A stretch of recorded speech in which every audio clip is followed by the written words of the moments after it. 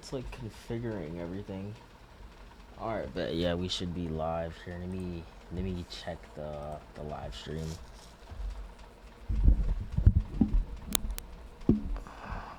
I don't think it's received it yet.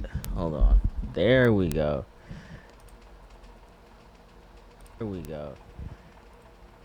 Alright, yeah, everything's good. Alright, here, let me pre-check my yes. Received it yet. Hold on. There we go. Alright, yeah, we're all good. We are good. Alright, what is up, Twitch? What is up, YouTube? Today we're gonna be reacting to financial content. You know, let's get into it. Alright, bet, yeah. Okay, yeah, now it should be perfect. Alright, we're gonna be reacting to how a single Costco changes its local economy. There are currently 914 Costco locations worldwide.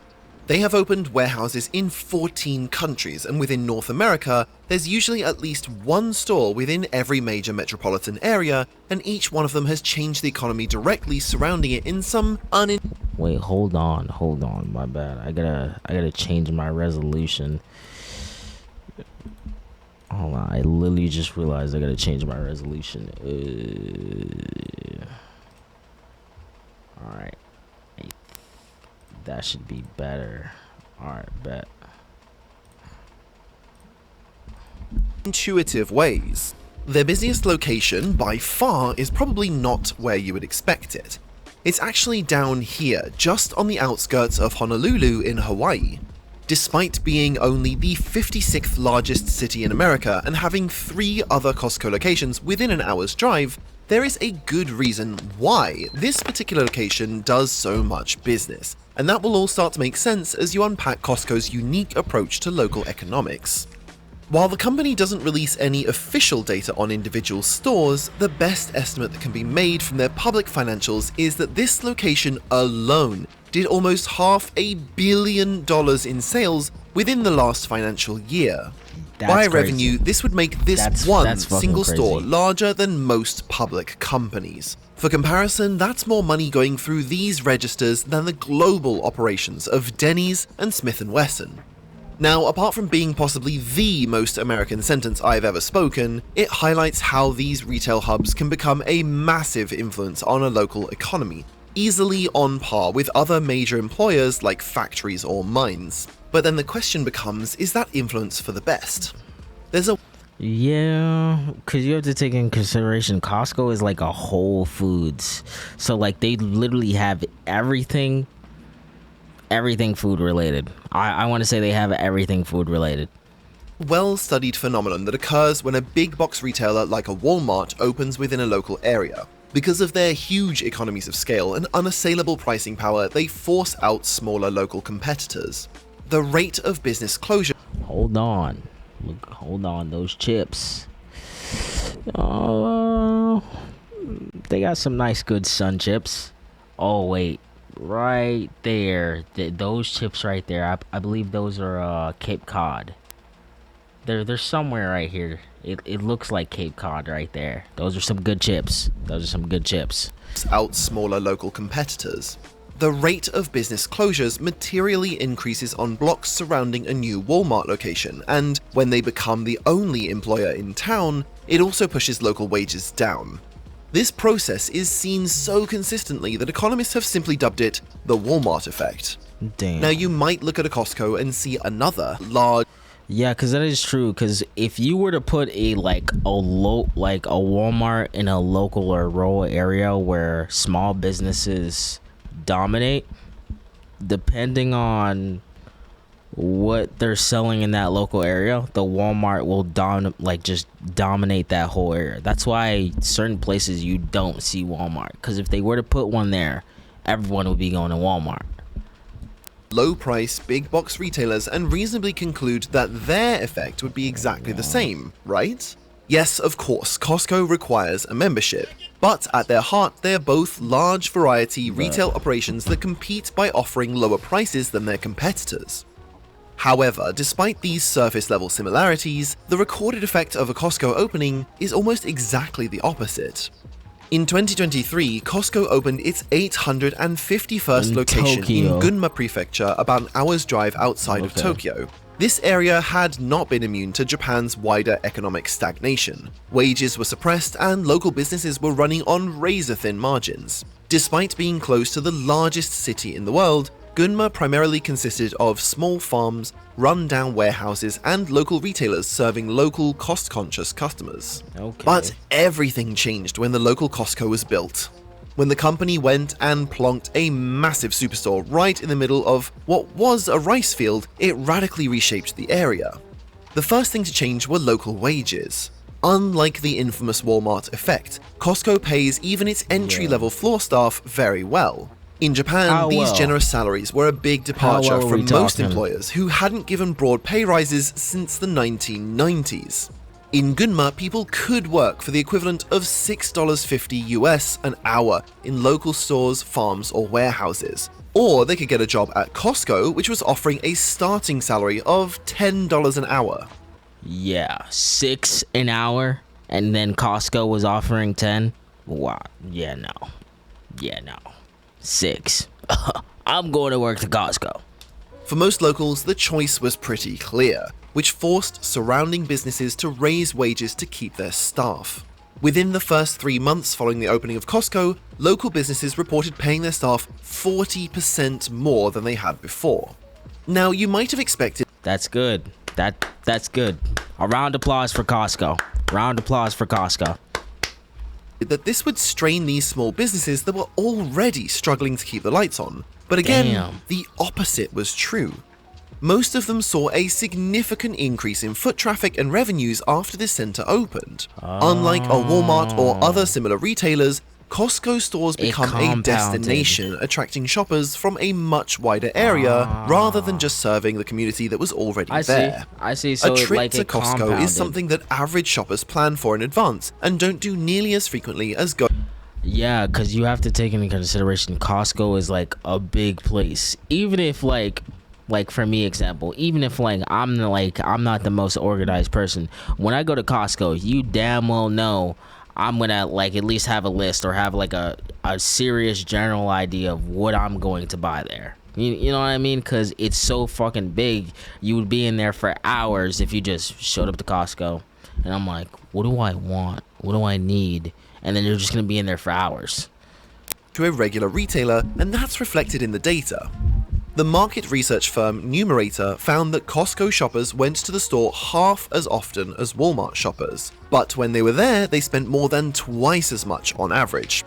This data also self-selects for the fact that Costco shoppers need to pay a membership, and a lot of them will also shop at a Walmart or similar local alternative for their day-to-day needs. Yep. What this all means is that for an out-of-the-way town like Gunma in Japan, a Costco acted like a magnet, attracting people from more populated areas to come and do their shopping. Once they'd driven more than an hour from their home to get there, some of these customers were more motivated to make a day out of it by grabbing lunch at a local restaurant, assuming they didn't feel like a 200 yen glizzy in the Costco cafeteria. Now, this particular example was in Japan, but across the world the same effects are routinely witnessed. A Costco raises the floor on wages, but it makes up for it by bringing in more customers to an area. Now, especially in lower income areas, a new Costco also lets local businesses do something else that's just as important as it is unintuitive. It lets them raise prices. Now, I promise I'll explain how that can be a good thing, but to do that, we also need to address a bigger question. A company can't run off good vibes and helping out the little guy because it's a nice thing to do. So, what's in all of this for Costco and their shareholders? It's not just Costco that gets your data when you sign up for a membership. Hundreds of companies hold your data, and some of them aren't so good at keeping it safe. That's why we're very pleased to be sponsored by Incogni. God damn, bro. Hold on.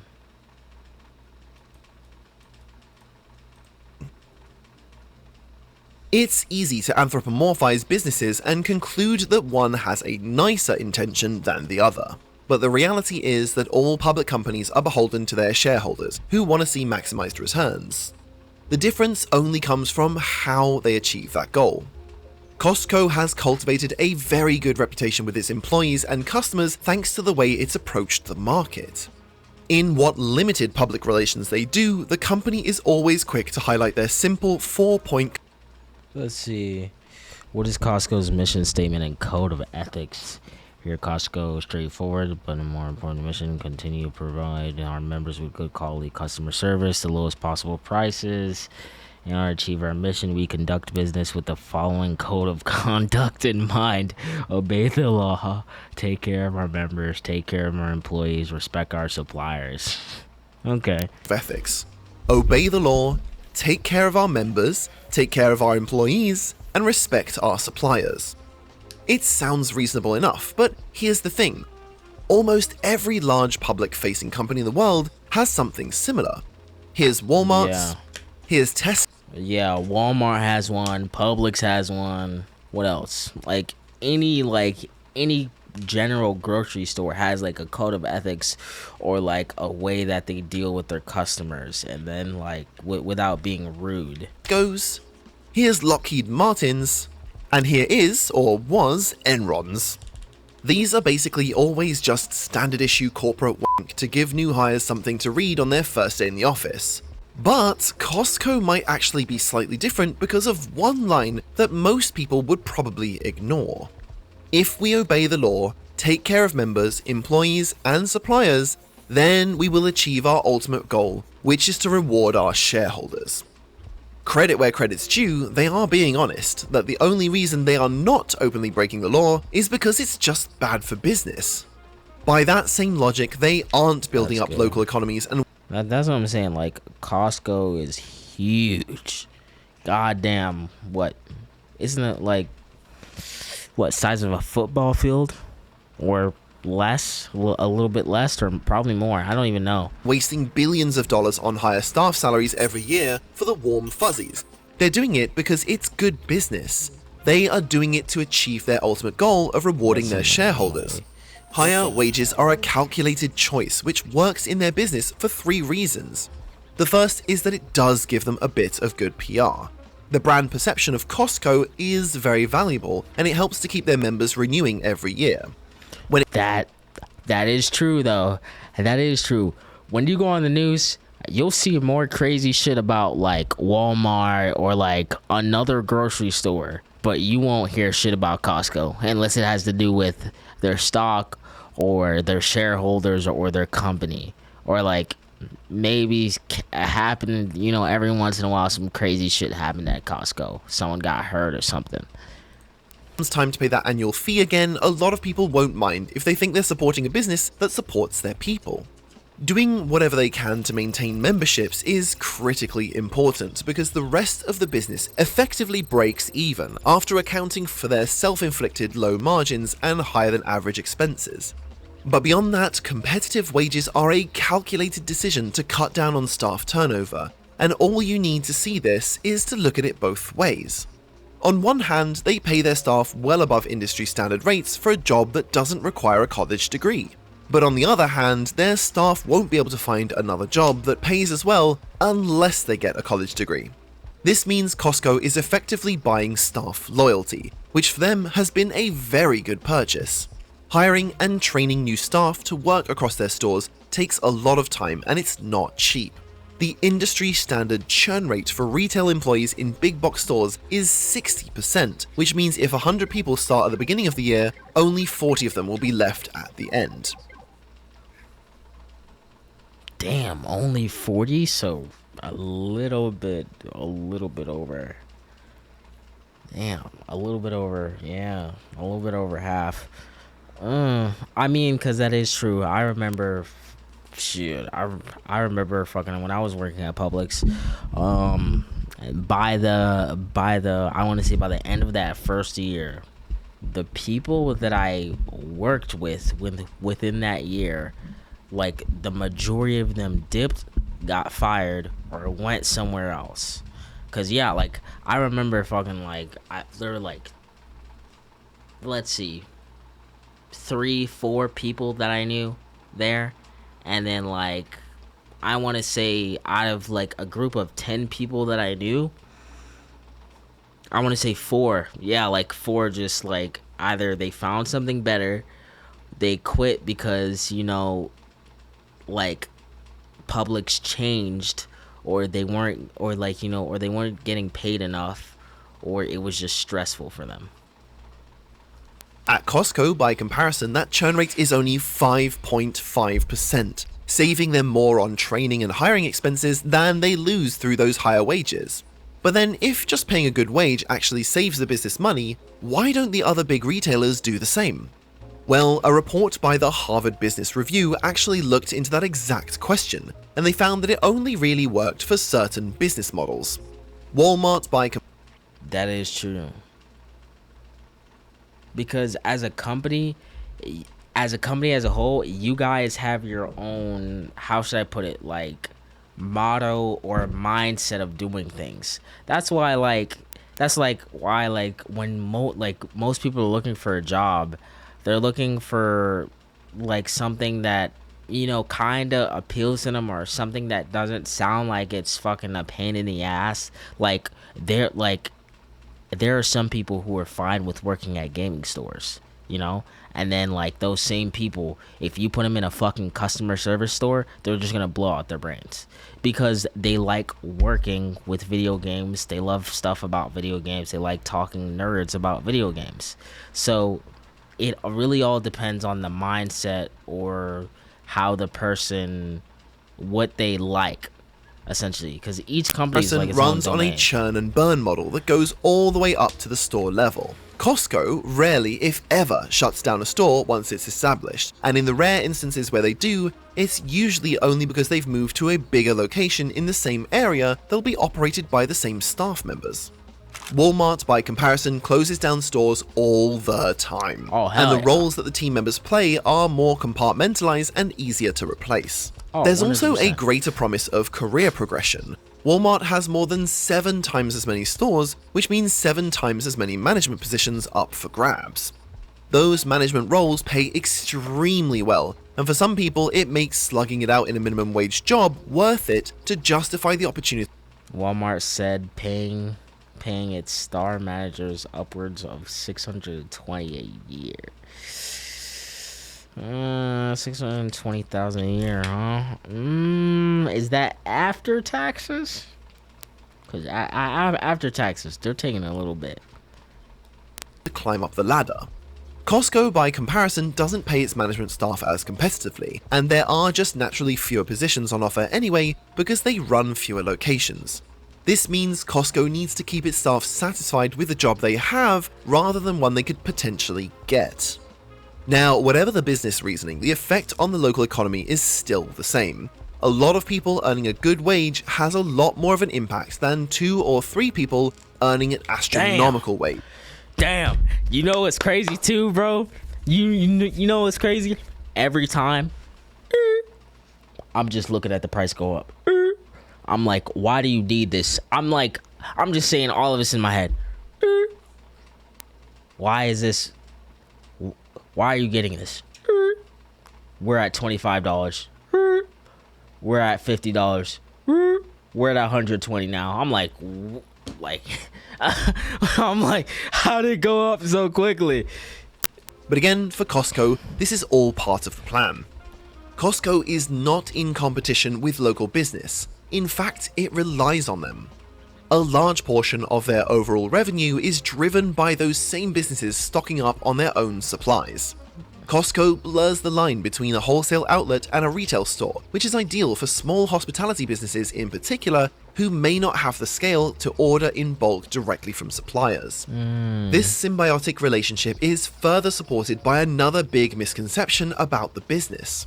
Costco is famous for having an extensive variety of products on offer, from gold bars and fine jewelry to coffins and your annual supply of loo roll.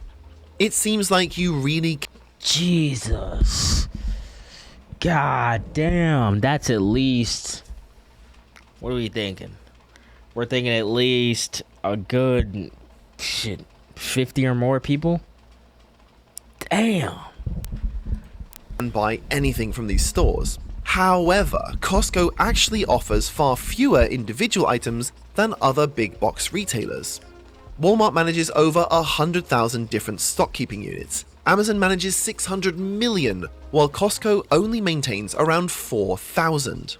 One of the reasons for this is that while something like a jar of Nutella might be offered in several different sizes at a regular grocery store, at Costco you're getting it in a one-size-fits-all bucket or you're not getting it at all. This crazy. leaves an opportunity for local businesses to fill in niche markets, often by breaking up and selling the same items they purchased from Costco warehouses. A 2019 study published by the University of Massachusetts and the National Bureau of Economic Analysis found that after a Costco opened in a local area, prices at local businesses rose, but the reason why this was happening was because the Costco allowed them to move into higher margin products.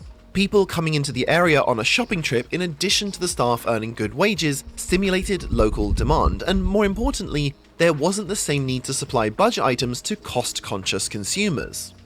If people needed groceries, they would go to Costco, but if they wanted something more unique, they would still need to patron local businesses. In plain English, prices rise, but buyer power is maintained because people have more money and a cost-effective supply of the essentials. I see. It's almost like Costco is gentrifying an area in the best way possible. Back in Hawaii, this effect is particularly strong. Due to the logistical challenges of getting consumer staples shipped into the middle of the Pacific Ocean, a bulk supplier like Costco has become a linchpin for both consumers and 100%. small businesses. Prices are still much higher here than they are on the mainland, but they are significantly better than dozens of individual businesses trying to organize. Damn, that's crazy. Cinnamon Life cereal, Quaker. That's crazy. And then you have to take into you have to take into consideration, depending on what state you're in or where you're at, like prices differentiate. And then I didn't realize until I took a look at it, if you're in a McDonald's in LA compared to a McDonald's in New York, the prices are so different. A cheeseburger here might be fucking $3. A cheeseburger there might be $5. And we're like, own shipping. In its own weird way, the world's busiest Costco has also become a tourist destination in its own right. Most big box retailers can't get people to travel more than 15 minutes to do their shopping without it being too inconvenient. Costco can get people to travel across half an ocean. That's crazy. It's all the result of a business plan made to maximize shareholder value just like any other, but has been undeniably effective. However, for all its successes, it's still not as large or dominant as Walmart, a company that has been the counterpoint to everything that made Costco successful. Watch this video next to find out how they did everything different. Damn. Yeah, no, that was a good video. Why do you end it like that? That's what got me. Let's see. We're gonna hop into the next one. Hold on. I want to take a look at this one first.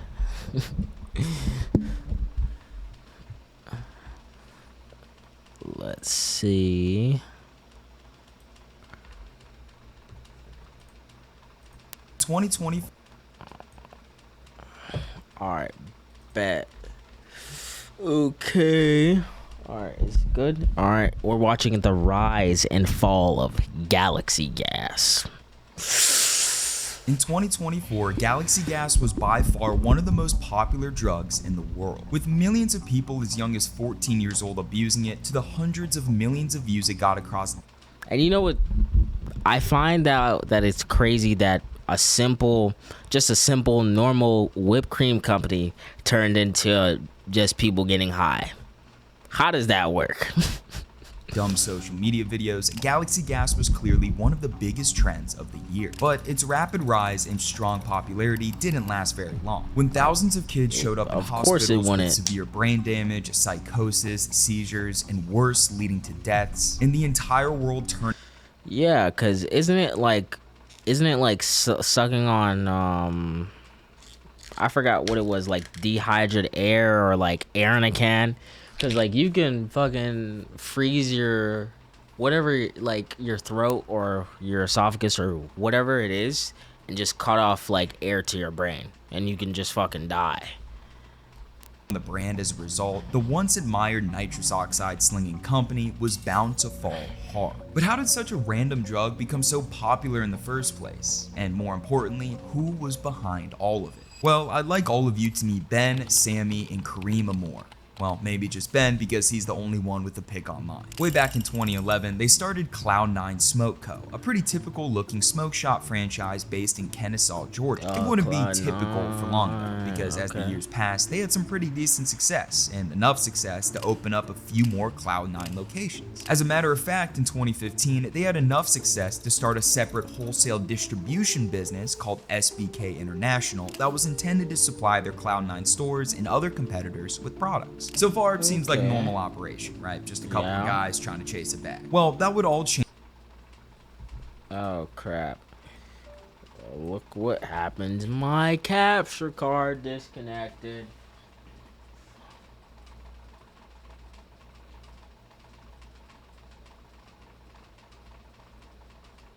Let's see.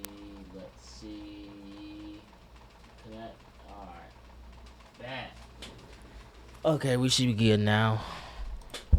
Right, just a couple of guys trying to chase a bag. Well, that would all change in October of 2021 when they founded a third company, one that was way more mysterious than the others.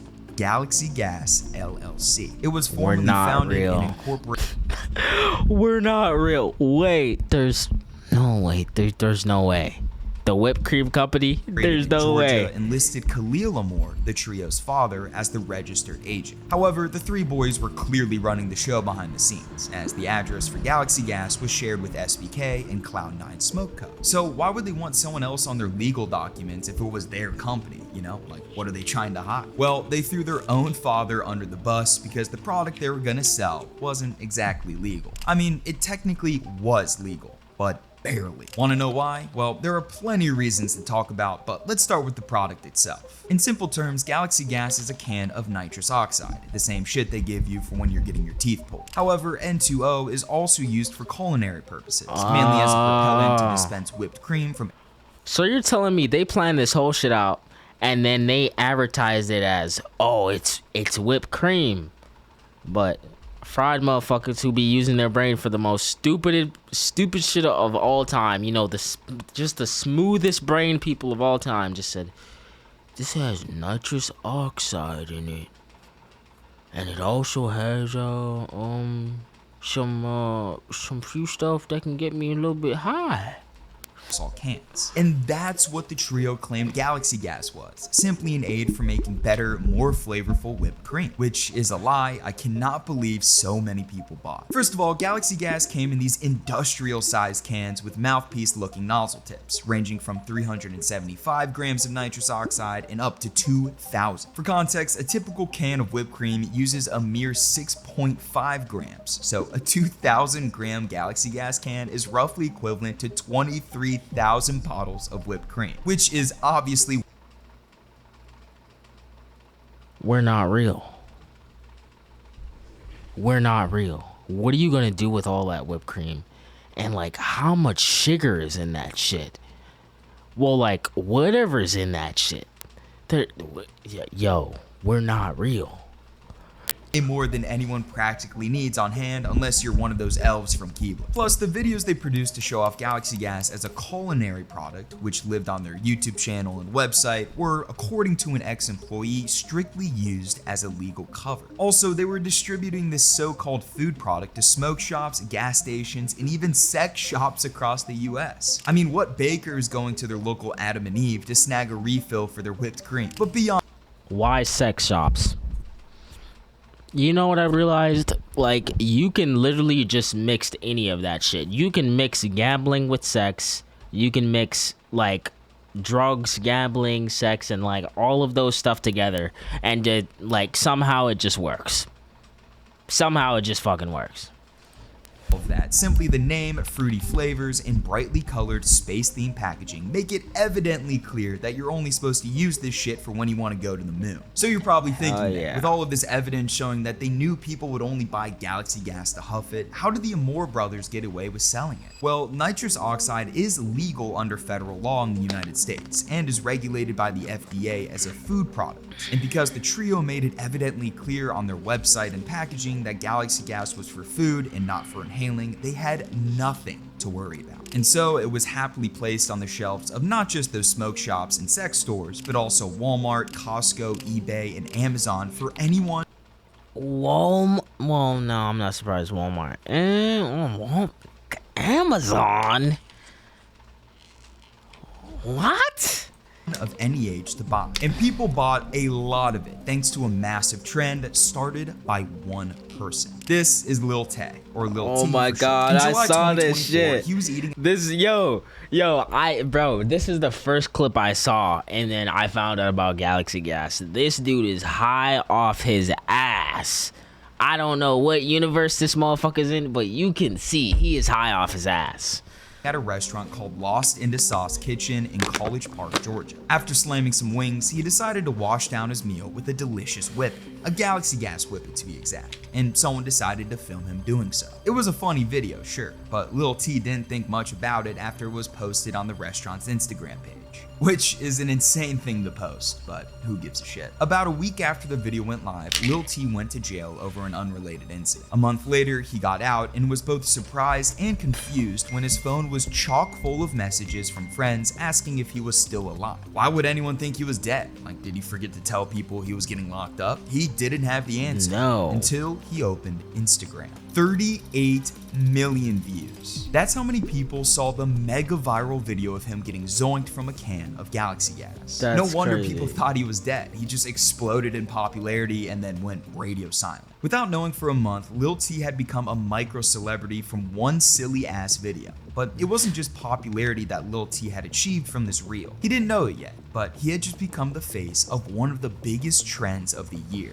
A trend that many stupid people follow. Within months, thousands of videos were posted. Oh yeah, like literally right after that, you could search Galaxy Gas on YouTube, and it would just be a bunch of dudes. Today, I'm gonna be hitting some Galaxy Gas. Oh, it's so good. It's using or talking about Galaxy Gas. The brand became a household name through a variety of content posted by famous influencers, streamers, and musicians. I'm talking about it being featured in music videos, getting gifted live on stream, and general pieces of content talking about how fun it was to do. Of course, there were also the viral memes of kids abusing it in the middle of class, various celebrities using it, and even recreations of Lil T's video being made in Roblox. Like every viral trend, tons and tons of people were hopping on the train, posting whatever type of content they could to get any sort of notoriety from Galaxy Gas. And there were plenty of eyeballs to go around. Between the thousands of videos posted, the brand had easily been seen by tens of millions of people. Now that's of course not a good thing, considering the core of this trend was a dangerous drug. But what's even worse was it was mainly kids viewing this brain rot content, and as a result, tons of them wanted to get their hands on Galaxy Gas. However, there's another product out there that tons of people have gotten their hands on too, and it has changed their lives forever. I'm talking about the Plod Note, and boy, let me tell you, this sleek device has changed the way my oh no, we're good on that Plod. Can record up to you off. It will take that old transcript with support info from your. Why is this so bad long? boy would be scribbling down notes in my chicken scratch ass handwriting. It's also clutch in a work setting. If I had the Plod. Jesus, that takes up like a quarter of the whole video. The viral trend, smoke shops across the nation stocked up and sold out of it on a weekly basis. That's it was crazy. the #1 product at tons of these stores, the Amore Brothers shops included, and knockoffs of the brand also started to spawn everywhere. Concerningly, a lot of these stores noted high schoolers and even kids as young as 14 years old attempting to purchase it, and nationally more than. Wait. Oh yeah, because that makes sense. Oh my god, that makes total sense because it wasn't regulated because it was seen as whipped cream, and then like that's the problem. Oh my god. If they would have just like regulated it, but then they would have lost sales and money because it was just regulated as normal whipped cream.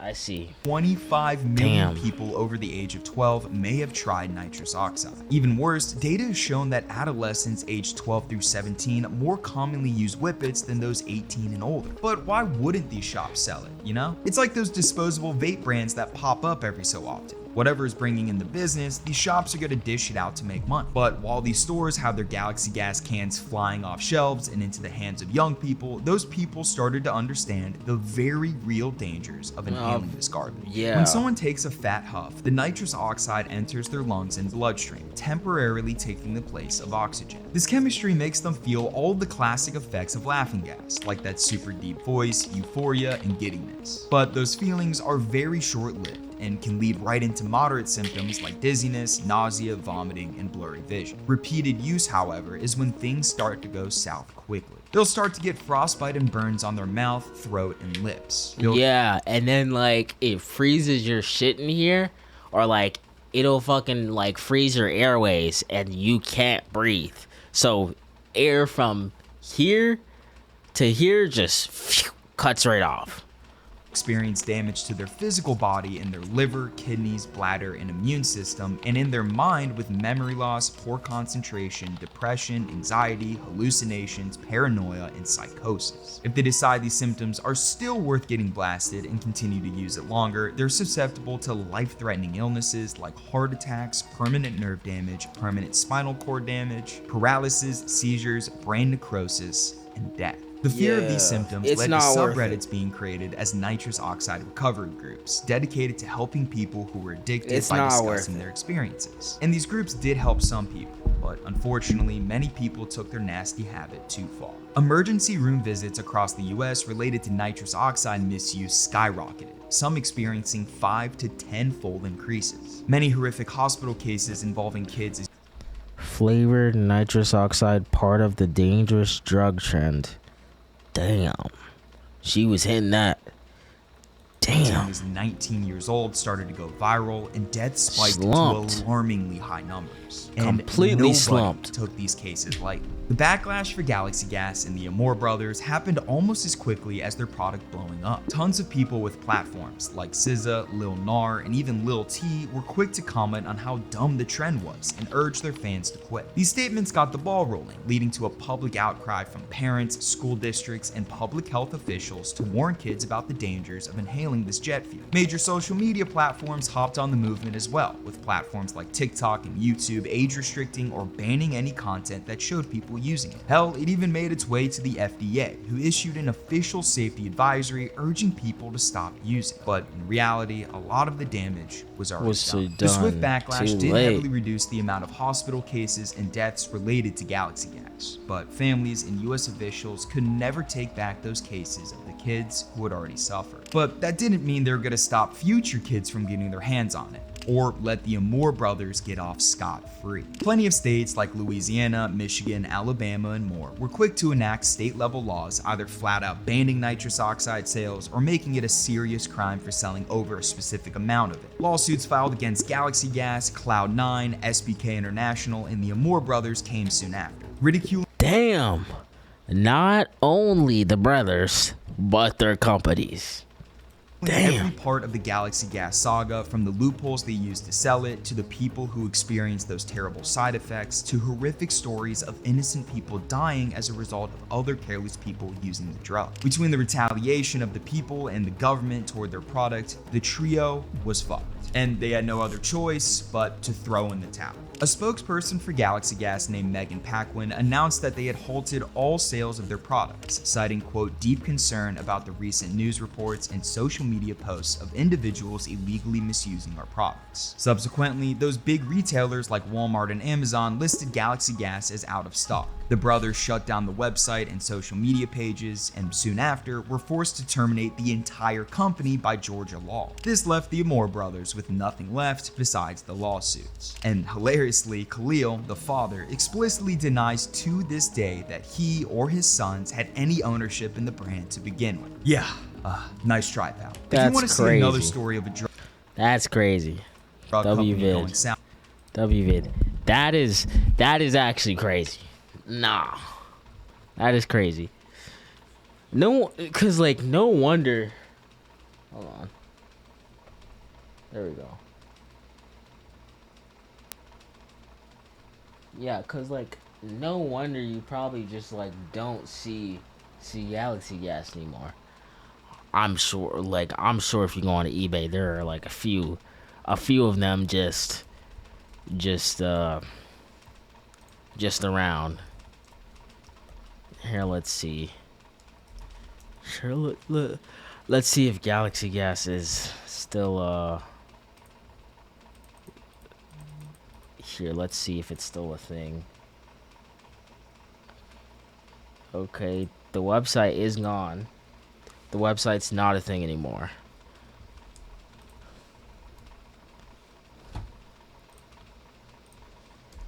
Here, let's see.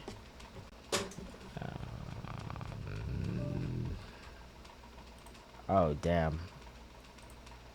I think oh no, I think we should be good. Damn. Nah, yeah, I don't see anything about Galaxy Gas. That's crazy. Yeah, it's like completely gone.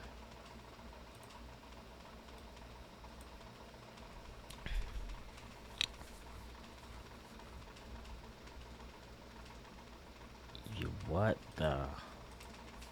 Hold on.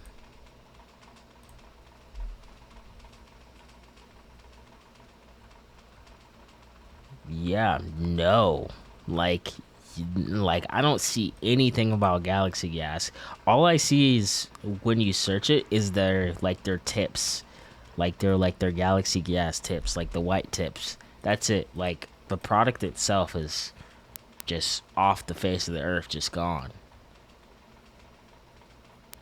That's crazy. But I'm 100% sure there's a few cans somewhere here and there. Someone still owns that shit for sure.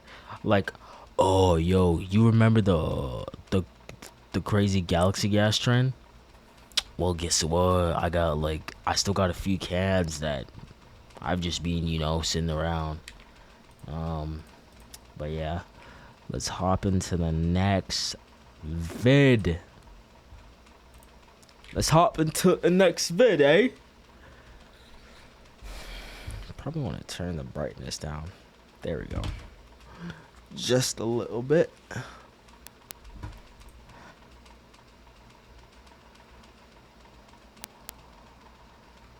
Okay. Back. Oh my god, it's still. Oh, no wonder I heard that disconnect. There we go. Activate. There we go. Okay. Alright, bet. So we're gonna be watching how the YouTube creator economy works. Lock in. For 3 June days, the epicenter of the creator economy coalesced here, in the heart of sprawling Southern California. Gone for 3 years, the return of VidCon to the Anaheim Convention Center was a Yo, what's up, bro? How you doing? How do you say your name? Scant YT? What's up, bro? big deal. Since its inaugural year, piloted by John and Hank Green on a tight budget and attended by 1,000 and change in a Hyatt basement in 2010, each VidCon, effectively mirroring the growing industry itself, has one-upped the last. More attendees, bigger creators, and glitzier booths each year became the norm from 2010 to 2019. Considering such an upward trajectory, along with the growth of the creator industry in its absence, this VidCon was much anticipated. And broadly, it didn't disappoint. It was, however... I've never heard of VidCon. I've never heard of that. As a YouTuber, I've never heard of VidCon. Different. Like VidCons before, companies competed for attention with photo booths, free snacks, and interactive attractions, fans showed up in droves, and creators pulled healthy audiences to scheduled talks. But it felt different, and major media outlets took note. Many identified the change in presenting sponsor from YouTube to TikTok as a potential changing of the guard, while others noted a relative dearth of big-name YouTubers in attendance. What everyone covering the event missed was perhaps the biggest change of all. Away from the conference floor itself and tucked away upstairs and off-site, platforms, companies, and agencies quietly competed for creators' attention in exclusive backstage lounges and parties set up by the likes of Meta, Jellysmack, YouTube, Carrot, and Snapchat. In the Yo, wait, hold on. What is Jellysmack? What? Hold on. Actually.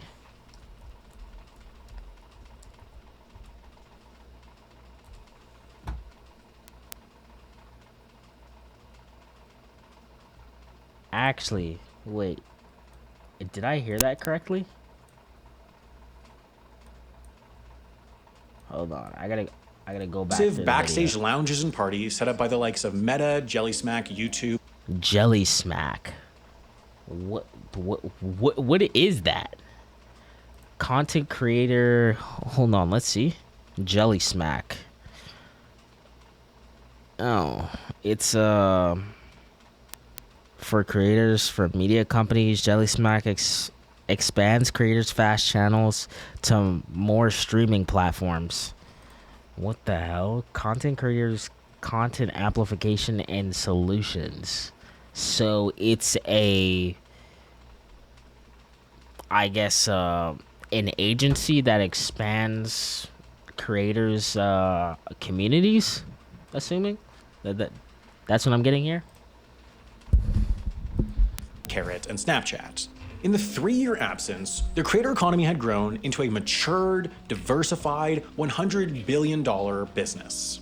But behind all the pomp and circumstance of the big events, the stiff competition between the different platforms, and the whining and dining by agencies, companies, and brands is, of course, the creator, their content, and their income.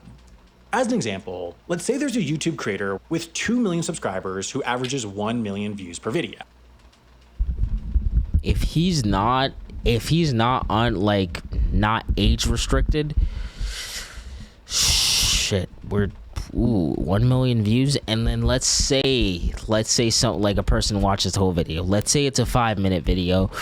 There probably aren't gonna be any mid ad rolls. We're talking like he's bringing at least maybe 80, 90. I wouldn't even be surprised if he's bringing like 100 or more. 100 or more just for that video. How do they make money, and how much? The well-known core of any YouTuber's income is AdSense, the system that serves the ads before, during, and after videos. This hypothetical channel could expect to earn about $4,000 in AdSense revenue for their million views, based on a typical revenue per mil rate, or RPM, of $4, meaning they earn $4 per thousand views. However, there is a wild inconsistency on AdSense RPMs from creator to creator. The AdSense system's selling point for advertisers is because it's different based off of your channel. Like, if you're a kid-friendly or educational channel, or like within those genres, you're more likely to make more money, even if you have a smaller community. And then if you're like a bigger creator, and then like you're like a more of a specific genre or whatever the case may be, you make less money, especially if it's not kid friendly or if it's not like in the educational or like respectful area. Ability to target ads to be served to audiences with particular geographies, demographics, or interests. So creator income all has to do with how valuable their audience is to advertisers. Advertisers only pay 1/5 the average to reach customers in Brazil, likely as Brazilian spending power is lower. So if our hypothetical channel was produced in Portuguese and therefore had a big chunk of its audience in Brazil, it likely would earn a lower than average RPM. On those million views, the creator might only earn $1,200. Meanwhile, advertisers value audiences with particular interests quite highly. Creators making videos about business or finance tend to have quite high RPMs because there are loads of investment platforms, banks, crypto companies, and others competing to get those valuable advertising spots seen by an older, wealthier, financially savvy audience. If our creator made a US-based English language personal finance channel, they might earn $8,000 in AdSense on those million views. But for that is true, or even more than that. Way more, especially if you have a loyal community. For the sake of realism, let's assume the average. Let's assume a $4 RPM translating to $4,000 in AdSense income. But there's plenty of opportunity to dramatically grow the value of those million views. Perhaps. But you wait, sorry for all the pausing, but you also have to take into consideration that it fluctuates. It doesn't stay the same, because like I can make $7 per 1,000 views, but then sometimes it fluctuates where it's like $12 per 1,000 views. So like it fluctuates and it changes. Most common is sponsorship. Early into the development of the creator economy, advertising agencies notice something. The most effective means of selling something off of the attention a creator's work attracts is through the creator. Between a 45-second externally produced AdSense ad before the video versus a 45-second sponsorship voiced by the creator at the end, the latter overwhelmingly leads to more signups. With this recognition, the influencer marketing business was born. Influencer marketing is a little more complex than AdSense. Typically, YouTube sponsorship is used by brands looking for signups. It's conversion marketing, not awareness marketing. You wouldn't expect Coke, for example, to sponsor a YouTube video because their marketing focuses on assuring people think about Coke so they buy it when the opportunity arises, rather than getting people to buy a Coke at that exact moment. More often than not, the companies that do find YouTuber influencer marketing worthwhile are either online subscription services, Audible, CuriosityStream, Squarespace, BetterHelp, or direct-to-consumer subscription brands, HelloFresh, Dollar Shave Club, Shaker and Spoon. With the subscription model boosting the lifetime value of an individual customer, Dollar Shave Club can afford to spend more to get a given customer than Gillette, for example. Why this works for them is because of that link in the description. Most sponsorships include a certain % discount when users sign up through the creator's dedicated link. Not only does this drive increased performance, but it also assures that the hugely valuable data tracking an individual spot's effectiveness stays accurate, as it incentivizes users to follow the dedicated link rather than the primary sign-up flow. Almost every brand.com/creator link operates as a tracking URL, capturing data about how many people click through, how many people sign up, and even how long these signups stick around as customers. These individualized data allow for a level of optimization far above what's possible with TV, radio, or billboards, and provide a simple mechanism to monitor whether the campaign is actually providing a return on investment. But what these data have also illuminated is the huge degree of spread in the worth of a view from creator to creator. What influences this more than anything is the strength of the parasocial relationship. Parasocial relationships are a well-documented psychological phenomena where individuals start to feel as if they have a genuine relationship with a personality that they have repeated exposure to through media, even when they have never met or interacted with said personality. People trust their friends, and so they also trust those that they have a parasocial relationship with. Therefore, the stronger the parasocial relationship, the more effective a given call to action is. YouTube creators can and do make certain content decisions to improve the parasocial relationship. Being on camera boosts it, so does injecting more personality into videos. Speaking in a less scripted manner does too. Even keeping visual quality relatively simple has proved successful in boosting the parasocial relationship, as it can help make videos feel like they're made by a person rather than a company. Yeah, that is true. That level, especially nowadays, I think that's valued more. That level of like that face-to-face interaction. Like, you know what I mean? Like, we're real. We're not fake. Like, we're a real person. For creators, the process of figuring out what a given sponsorship is worth is complicated. It all starts, of course, with the sponsor, but most companies' marketing divisions are set up to write big checks to outside ad agencies that design and execute a given campaign. Even with individual YouTube sponsorships running well into the tens or even hundreds of thousands of dollars, these companies are used to working in the millions, so they generally contract a specialized influencer marketing agency like Semaphore, the Out Loud Group, or Veritone One to divide up the check and run the campaign. If a personal finance app is running a $2 million campaign with a $35 target cost per acquisition, the agency's job is to properly price, book, and manage the individual spots to drive 57,143 or more conversions into paying customers. There we go. The performance variability for sponsorships is even greater than that of AdSense, but with this sort of target CPA and this sort of product, creators often range between 500 and 5,000 views per conversion. An agency might see that our hypothetical channel averages 1 million views and would therefore likely drive about 400 conversions, so based on the $35 CPA, the creator probably deserves about $14,000 for a sponsorship. Damn. However, in practice, the creator only sees some of that. Agencies can typically charge whatever commission they want. While taking 10 or 20% is common, they could take 30 or 40% too, as long as they can find creators willing to accept that offer. That's crazy. In fact, they don't even need to disclose what commission they take. They could just offer the number post-commission. In practice, That is right. well-established major agencies have been found taking 50% commissions without disclosure, meaning on that $14,000 spot, they'd keep $7,000. There's also not a strong market mechanism to assure that prices stay correlated to performance. Most agencies and sponsors keep the data to themselves, so if a creator's sponsorship performance improves, as it often does through time as the parasocial relationship deepens, prices only adjust if the agency agrees to it, and only the agency typically knows if the performance has truly improved enough to justify it. Agencies will boost rates if they're worried the creator will turn down. Hold on. Okay, that's quick. agrees That to was it, quick. and only the agency typically That shit was quick. He ain't even give little bro a chance. He ain't even like gaslight him a little bit. That was quick. knows if the performance has truly improved enough to justify it. Agencies will boost rates if they're worried the creator will turn down the offer, but the power dynamic is undoubtedly weighted towards the agency's side, and contractually, they typically work for the brand, not the creator. While larger creators have managers or agents who know how much their client sponsorship slots are truly worth, Hold on, I gotta make sure my... Okay, we're good. younger or newer creators Oh, damn. Again. My goddamn capture card.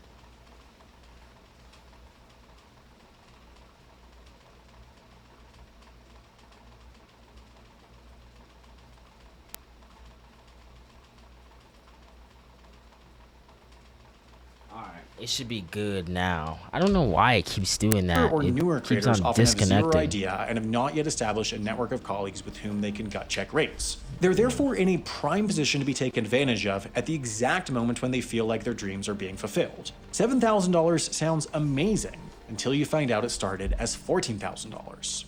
Of course, YouTube isn't the only platform where creators are now making a living. Twitch, Meta, TikTok, and Snap have each recognized that their platforms only go as far as the creators they attract, and this recognition has effectively started a race for talent. And again, this year's VidCon offers hints as to how this race is playing out. The fact that Oh yeah, VidCon.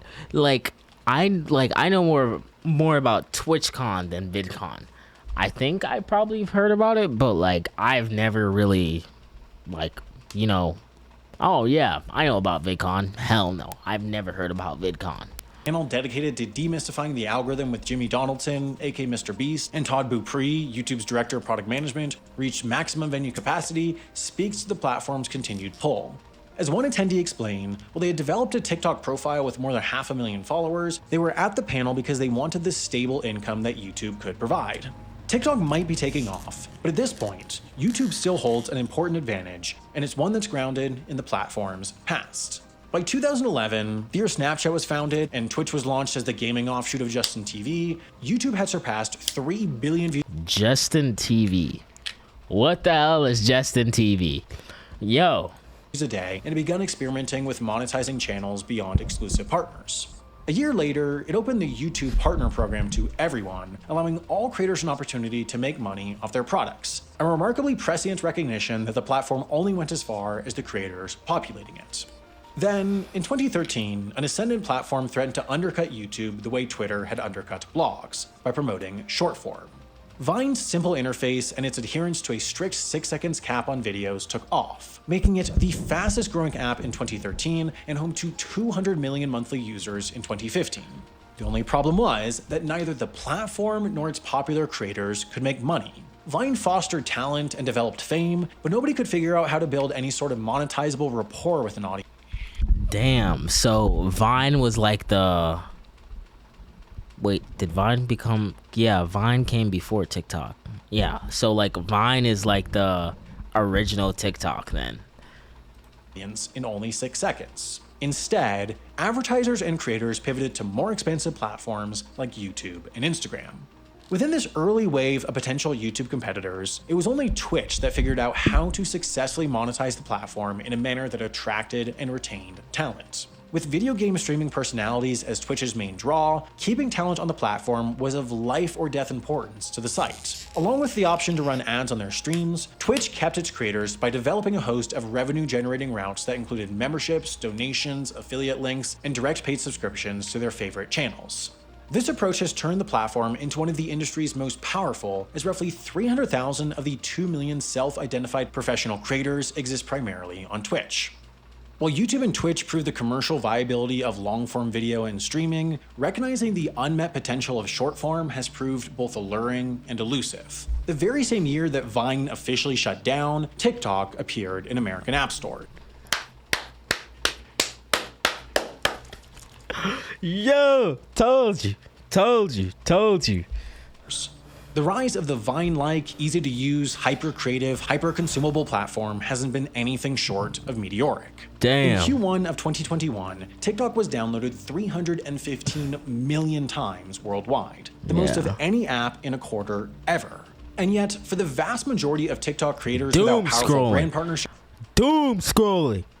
You don't need to be doing all that doom scrolling. making consistent money through their success on the app is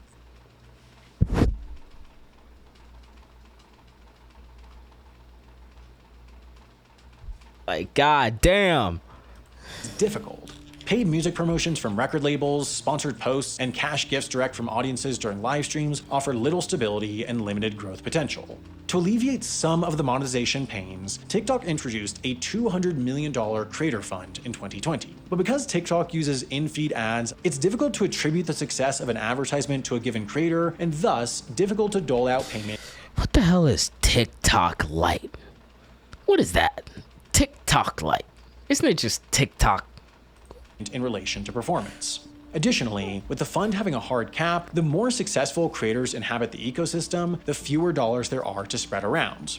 As Hank Green pointed out, oh yeah, like in the early days, like TikTok were just doing specific contracts with specific creators that could that's why like when TikTok when TikTok started out, it was just a bunch of people dancing, cuz like they were paying those creators to like do that type of content, or like whatever creators like were most popular and had like an audience, they were paying those creators specific contracts to make these videos. because of this static pool and the app's continued growth, his TikToks, as of January of 2022, made about 2.5 cents per thousand views. A worryingly low number by itself, but one made increasingly troubling by the fact that he used to make 5 cents per thousand views. TikTokers are making money, but it's a dollar hard-earned, leaving the door ajar in the race for their users' creative output. In 2020, Meta launched Reels, Snap launched Spotlight, and YouTube launched YouTube Shorts. All were new features that closely resembled TikTok. In the year following its launch, Spotlight paid out over $250 million from its creator fund. In 2021, Meta announced plans to invest $1 billion in its Facebook and Instagram creators, including a bonus program for Reels based on performance. As of 2022, though, the future of short-form video is still very much up in the air. What is certain is that creators today have more options than ever before, and thus more leverage than ever before. With various platforms that cover various mediums at their disposal, financially successful creators have gone from being thought of as multimedia aberrations in the 2010s to ever-critical cogs in a growing industry where entertainment and advertisement so seamlessly overlap. Creators of all sizes are spreading from one platform to multiple, and some are beginning to move beyond platforms entirely. Combining $4,000 in AdSense with $11,200 in sponsorship, our hypothetical creator currently makes about 1.5 cents per view, but simultaneously, both the agency and Google are making about 0.3 cents on the same view, and then on top of that, the sponsors and advertisers are making more on the profit the marketing generates. Damn. While it's impossible to know the exact number, it's very possible that each of this creator's views is generating 3 cents in economic value, and they're only getting half of it. That's While shared crazy. profits are a normal part of doing business, creators have recognized that the more of those 3 cents they capture, the more they earn. In practice, what this looks like is creators becoming their own sponsors. It started with That is merch. true. Channels would slap their logo on a shirt or hat or sticker and sell it. Some people bought these, but often just the most devoted fans. A creator that could get $11.2 thousand in sponsorship would likely only earn $1,000 or $2,000 from replacing that sponsor segment with a merch shoutout. In response, creators adapted their merchandise more into clothing lines. Logan Paul, for example, runs Maverick Clothing. With clothing brands competing against other clothing brands, this operates more like a business than merchandise, so creators often find this strategy far more effective and sometimes competitive in performance versus an outside sponsor. Logan Paul claimed his brand made between $30 and $40 million in its first year, while our channel might expect to profit around the same $11.2 thousand from promoting its clothing brand as with an outside sponsor. Taking this to the next level, the predominant trend of the past few years has been creators launching fully fledged businesses. Mr. Beast started selling burgers cooked by Ghost Kitchen. You know what's crazy? I got merch coming soon. We're working on merch. Okay, we're working on some good merch, and we like merch. Merch is good. I'm trying to get some good merch designs On food delivery apps under the Mr. Beast Burger brand, which has since expanded to over 1,000 locations in the US, Canada, UK, and UAE. Mark Grober and Vsauce started subscription box companies called Crunch Labs and the Curiosity Box, respectively. Johnny Harris co-founded a travel course platform called Bright Trip. The Nelk Boys launched their Happy Dad brand of hard seltzer. Simone Giertz created the Everyday Goal Calendar.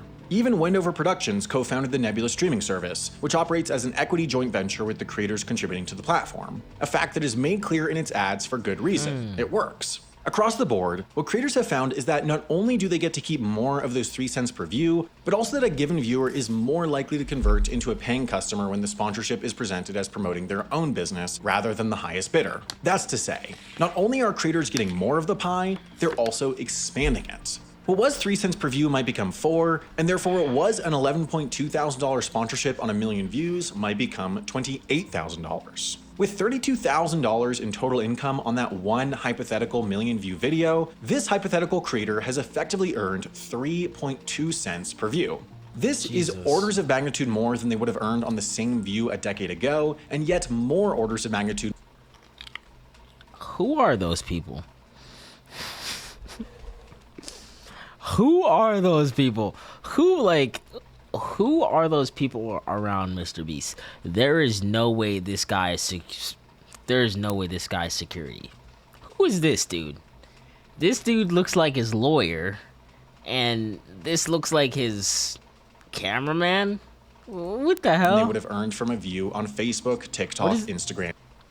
What is this, his family? Or like, is he just walking on the street and someone's recording him?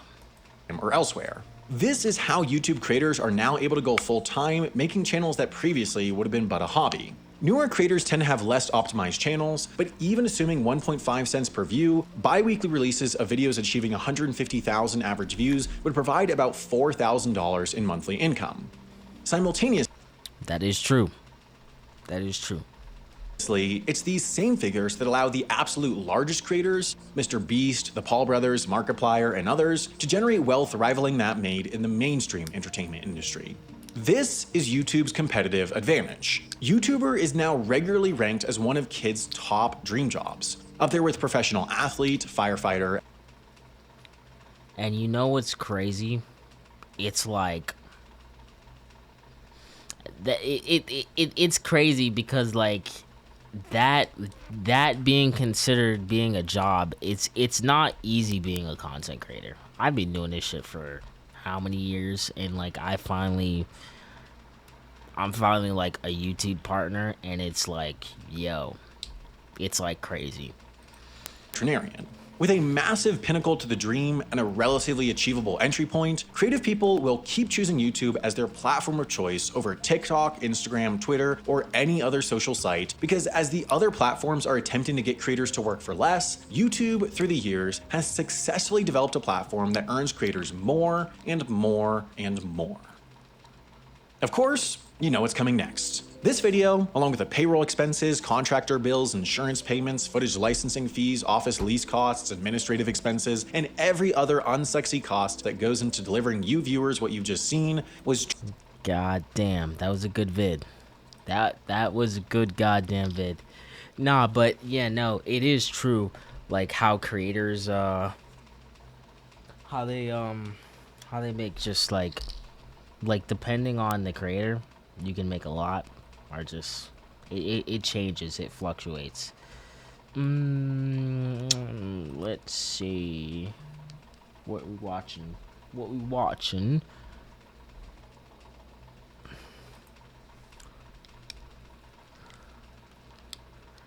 Let's see. Okay.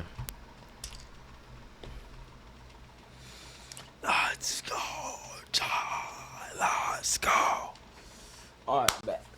So, we're watching billionaires who hate each other. Oh, damn. My bad. Hold on. Damn. What the hell? Why is it?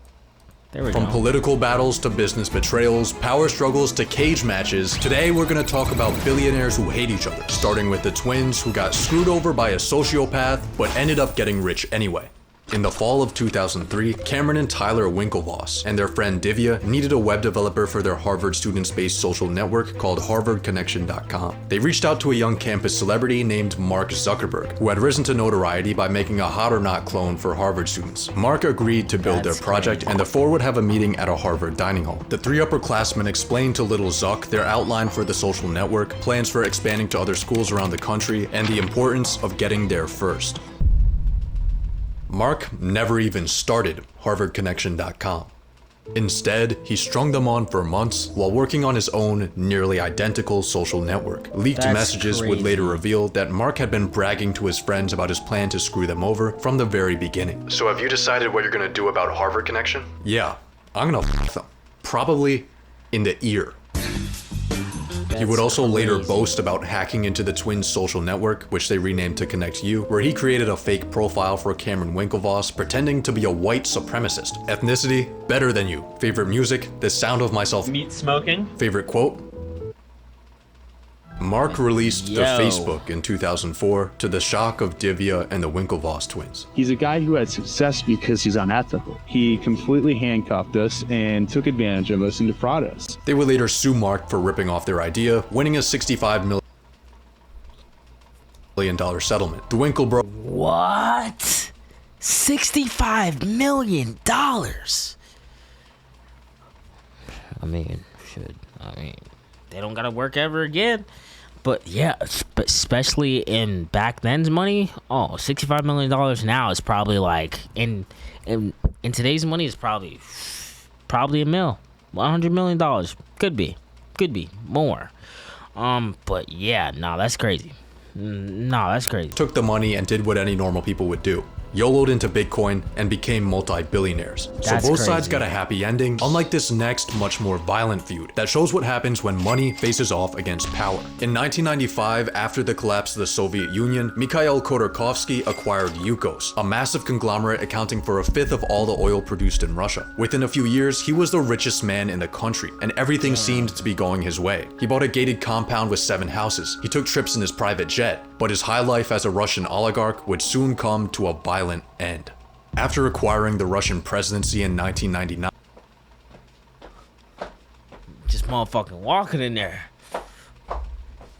Vladimir Putin started consolidating power and cracking down on any opposition that would challenge him. To the wealthy Russian oligarchs, he gave a clear message: obey my rules and stay out of politics. This order was never an official law, just a very strong recommendation. While most oligarchs followed their self-preservation instincts and complied with Putin's orders, Khodorkovsky did the exact opposite. In an effort to put Russia onto a better path, he began speaking out against corruption and making contributions to Putin's opposition. But on February 19, 2003, he would make a severe lapse in his judgment. In a televised meeting between Putin and top Russian businessmen, Khodorkovsky made the bizarre decision to call Putin out directly. That right there is how you get yourself killed. Alright. We're talking about Vladimir Putin. That right there is how you get yourself fucked up. At that moment, he knew he fucked up. Оцениваемые экспертами 4 организаций приблизительно одинаковые, в районе 30 миллиардов оценивается долларов. Putin's response would seal Khodorkovsky's fate. Так, например, компания Yukos имеет сверхзапасы. Как она их получила, Может быть, именно поэтому в налоговую академию 4-5 человек идут. In case you missed it, Putin just used his classic "no you," sarcastically accusing Khodorkovsky of profiting off tax evasion schemes. And if you ever decide to roast an all-powerful dictator straight to his face and he starts looking at you like this, you're cooked. Khodorkovsky was arrested 8 months later, facing a trial for tax evasion and fraud. The accusations against him were nonsensical. His tax burden was higher than the total amount that Yukos earned, and he was being charged with laws that were only criminalized after they were supposedly committed. Putin threw the book at Khodorkovsky before he'd even finished writing it. Even worse, all of Mikhail's associates started dropping like flies. His business partners were getting arrested, along with his lawyers, one of which was threatened into making falsely incriminating accusations against him. After a drawn-out performance in court, a man dressed up like a judge would officially send Mikhail to prison. Damn. A few years prior, the multi-billionaire was on top of the world. Now he was getting stabbed in the face from an organized attack in a prison colony while his company was going bankrupt. Bro. Sometimes. See, look, you can't just mix being a CEO and getting into politics. Sometimes that just doesn't mix well. That's like putting oil in water. It don't mix well. And these are the consequences. Используя абсолютно легальные рыночные механизмы, обеспечивает свои интересы. Like, why? Why, bro? Why, bro? Just why, bro? You're worth 15 bill. Why do you need to get into politics? Считаю это вполне нормально. In 2009, Khodorkovsky was eligible for parole, but instead of being freed, he would face a second trial. He was now being accused of stealing 350 million tons of oil from Yukos. Russia's best lawyers said that laws were being passed specifically to keep Khodorkovsky locked up. Even Barack Obama called it odd. But like I said before, this face, you're cooked. Что касается Ходорковского, то считаю, что вор должен сидеть в тюрьме. That's what I'm saying, Khodorkovsky bro. was locked back up immediately. Yo! That's what I'm saying, bro. Like, bro, you're worth 15 bill. Keep your mouth shut and mind your own fucking business. There's a difference between having money and having power. Depending on how much power you have, that just overscales the money. Bruh, I could be worth 20 trill. If I go against a dude who literally is a ruler of a country that takes up a whole section of a world, like a whole plot of land of the world, that ain't gon', like, you see what I'm saying? That ain't gon'.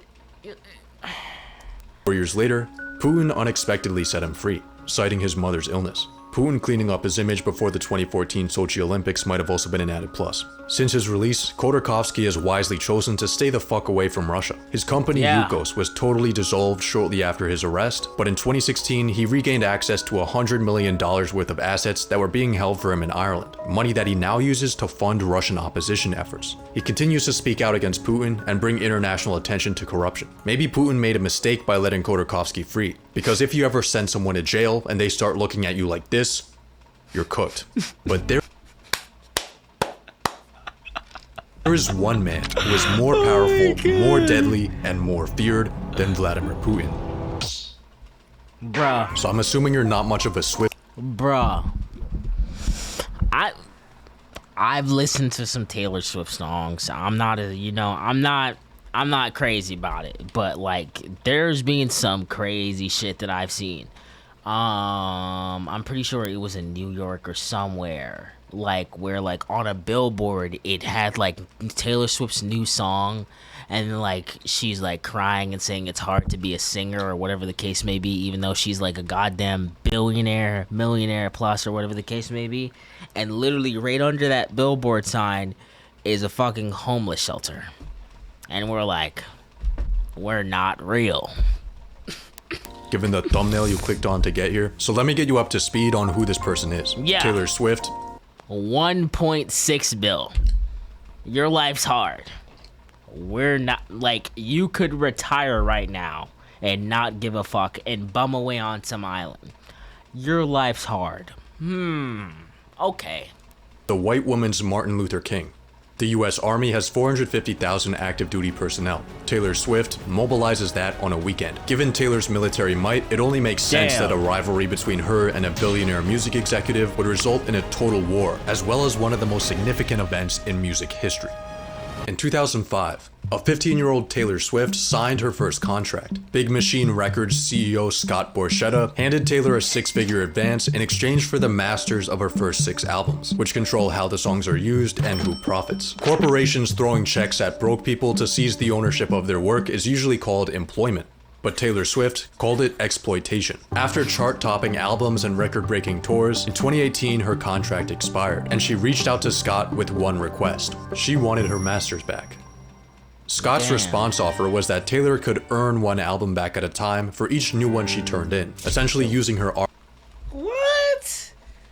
So we're doing a trade for a trade. All right, so yeah, your new songs, you can give me those ones back, and then I'll give you the new ones. Like, what are we doing? Nah. As a carrot on the stick. It was around this time when Taylor started to truly regret walking into that room at the age of 15. Ain't no contract like a Borchetta contract. Taylor refused Scott's new deal and instead signed with Universal. Scott then sold Big Machine Records for $300 million, and with it, Taylor's masters. This was Taylor's worst case scenario, not because her masters were sold, but because of who they were sold to.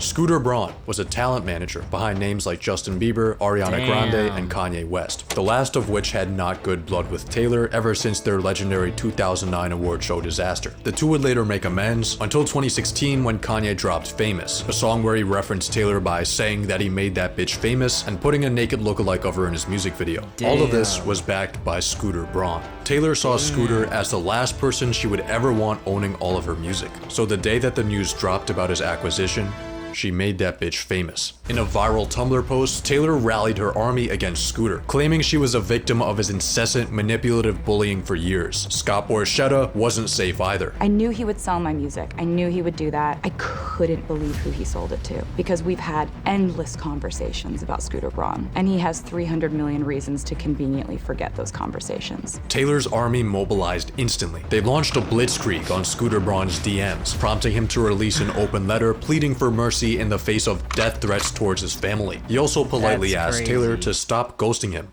so they could actually work something out.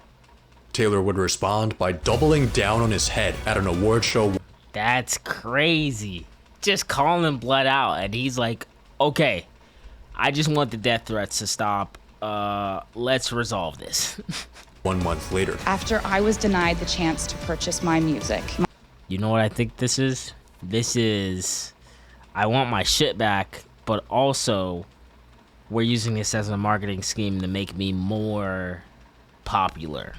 My entire catalog was sold to Scooter Braun's Ithaca Holdings, and of course, Scooter never contacted me or my team to discuss it prior to the sale. I'm fairly certain he knew exactly how I would feel about it, though. I think we live in a time of toxic division and people thinking that social media is the appropriate place to air out on each other and not have conversations. The fact is that private equity is what enabled this man to think, according to his own social media post, that he could buy me. But I'm obviously not going willingly. Artists began taking sides, but Swift's allies far outnumbered Scooter's. She would even find an unlikely supporter in Kanye West. This is something that is very important to you, and you've also said that you're planning on re-recording some of your music. Is that true? Yeah, that's true, and it's something that I'm very excited about doing because my contract says that next year I can record albums 1 through 5 all over again, so. And you'll do that. I'm very excited about it. On April 9th of 2021, Fearless, Taylor's version, was released. It debuted at #1 on the Billboard, and the original Fearless dropped 20% in sales and fell off the charts. Her next 2 re-recorded albums followed a similar trend, and the Taylor's version of 1989 would outsell the original. This wasn't the first time an artist had re-recorded albums to gain control of their work, but thanks to the Swifties, it was the most successful, and it served to challenge the... And you know what's that shit is actually crazy, because like she like literally used that shit so smartly, where like she got her shit back, made more money on top of the money that she originally made, and she made her audience more loyal. status quo of the music industry. Taylor has inspired artists to fight for ownership, but she's also inspired record labels to fight against re-recordings by using harsher terms in their employment contracts. But business is about leverage, and if you have a fan base long enough, you can move the earth. Taylor and Scooter are totally different, unlike these next two billionaires who have one very strange thing in common. Legendary conqueror Genghis Khan once said, "It is not sufficient that I succeed. Everyone else must fail." This philosophy of carnage is one held by many a billionaire, but Larry Ellison is the only one to admit it. Genghis Khan said, it's not sufficient I succeed, everyone else must fail. In 2000, Larry Ellison hired private investigators to go through Bill Gates' trash in order to dig up dirt on his competitor Microsoft, who was facing an antitrust case after wiping out other internet browsers. Ellison claimed that he was doing a public service. Bill and I used to be friends a long time ago. That's before he turned mean and ran Netscape out of business. I think what Bill did to Netscape was appalling. What has Mr. Gates said when you've spoken to him personally? Bill and I don't talk much personally anymore. In 2001, Microsoft lost their case, and Bill Gates was sentenced to a finger wag. Larry Ellison won the battle, but lost the war. But after years of conflict, Ellison and Gates have both gone from Genghis to Gandhi, bonding over their shared interests in technology, philanthropy, and dumpster diving. You lift me into that. Dumpster diving. So, like, they started off as enemies and then became the most bestest of friends. Well, like, they were friends, and it turned into, like, enemies, and then became friends. That's one of those huge garbage bins. Bill and I would actually dive in the dumpsters to try to find listings of the secret inner code of the operating system. That's how passionate we were. And in the very bottom of a dumpster is where you'll find the relationship between Elon Musk and Mark Zuckerberg, which started out on a catastrophic note in 2016, when Elon's company SpaceX attempted to launch a $200 million Facebook satellite into space. Damn. As I'm here in Africa, I'm deeply disappointed to hear that SpaceX's launch failure. SpaceX's launch failure destroyed our satellite. Yeah, my fault for being an idiot. Elon's humbleness did not last. Ladies and gentlemen, the President-elect of the United States, Donald John Trump. In 2018, the Cambridge Analytica scandal revealed that millions of Facebook users' personal data had been harvested in an attempt to influence elections. In response, Elon would delete the SpaceX and Tesla Facebook pages, saying the platform gave him the willies. Zuck was silent. 2 years later, under a tweet criticizing Zuckerberg's oligarchical control over information, Musk would tell people to #delete Facebook, it's lame. Zuck remained silent. A year later, Elon would link the January 6th Capitol riots to Facebook misinformation. Not a peep from Zuck. In 2023, Facebook released their Twitter clone, Threads. Elon took a few sarcastic shots at Zuck, then a random person would warn him that Zuck apparently does jujitsu now. Elon would then reply, "I'm up for a cage match, if he is." LOL. Send me location. Zuck had been training. In 2020, he began learning to fight. A few years later, he went undercover and won his first tournament. He started doing intense fitness challenges and training with professional athletes. Yo. Oh, Vegas hooked it. Despite a lack of physical fitness, Elon was confident that he would win the fight for one simple reason. I'm way bigger than him. This is unfair. I don't think he should fight me. Because you're so much bigger than him? Yeah, I'm like 50% heavier than him. I've got my standard walrus move. I just lie on him. Elon started training in his office. He would even live stream himself preparing to murder the Zuck. This is me, curling a 45. But just like Elon Musk, Zuck doesn't play any games. I'm ready today. I suggested August 26th when he first challenged, but he hasn't confirmed. Not holding my breath. What followed was excuse after excuse from Elon. First, he would say he was unsure of a date because of a surgery. He would then ask Zuck for a practice match at his house, which Zuck would decline. Elon would pull up to his house anyway. I tried going to his house, actually. Did you really? Yeah, because he lives in Palo Alto. I just thought it was funny to go like, I'm coming over to your house. I'm gonna get you. Anyway, he didn't answer. Elon kept up his taunts. I'll fight Zuckerberg any place, anytime, any room. But Zuck knew he wasn't serious. As the chances of the billionaire brawl fizzled out, Zuck's metamorphosis into an alpha male was complete. What if there was like real consequences on the line? Like what if you guys had a real bet? Okay, sure. Like the moderation team from X takes over moderation of Facebook if you win. No problem, sounds good. It was a fight for civilization. Yeah, a literal fight for civilization. I mean, I'll do it. Elon definitely would have lost that cage fight, yeah. let's be honest. Yeah. But in the fight for civilization, Elon has Zuck in the walrus. I'll be explaining Elon and Trump's historical beef later on in this video, but right now there's one thing about their relationship that most people are completely missing out on, and I'm gonna let my first ever sponsor, Ground News, show us what it is. Right now, there is a battle over how stories are being told, and it's making us more divided. What Musk is doing is illegal and unconstitutional. We ought to give Mr. Musk a medal. Ground News is here to fix that by gathering thousands of sources from around the world and breaking down every story by... Crazy stuff was definitely bound to happen in this next beef, which ended up in an $8 billion disaster and both guys being sent to prison. In 2019, CZ, founder of the world's largest crypto exchange Binance, invested $25 million into a smaller exchange called FTX. Its young... FTX? Never heard of it. Founder Sam Bankman-Fried was well known for presenting himself like a fifth grader, driving a shitty car, and playing video games during meetings. This apparently made him a genius.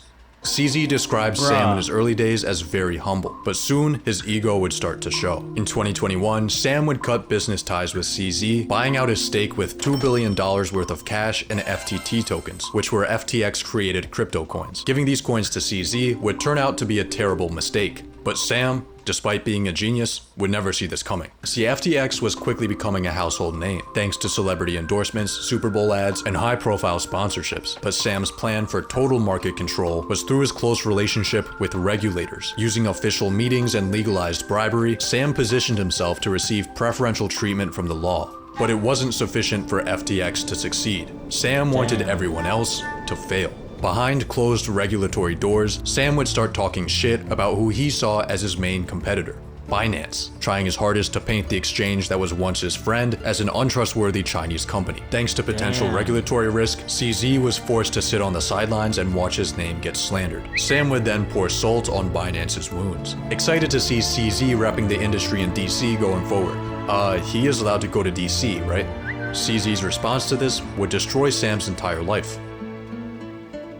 3 days after the snarky tweet, he's allowed to go to DC, right? A crypto site exposed that most of FTX's assets consisted of FTT tokens, the crypto coins that FTX itself printed out of thin air. The same crypto coins that CZ happened to have a market-shifting amount of.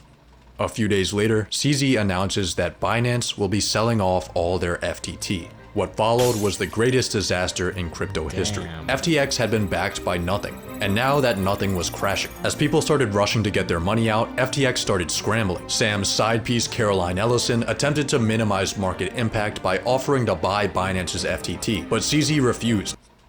Damn.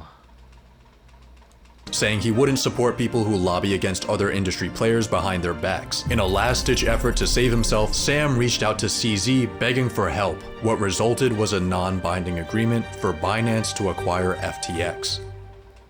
It seemed like CZ had just pulled the most devious business play of all time, crushing his main competitor just to acquire him for pennies on the dollar. But what CZ ended up doing was even more devious. After taking one look at FTX's balance sheet, he backed out of the deal and hit a crying emoji. Sam went to prison for 25 years.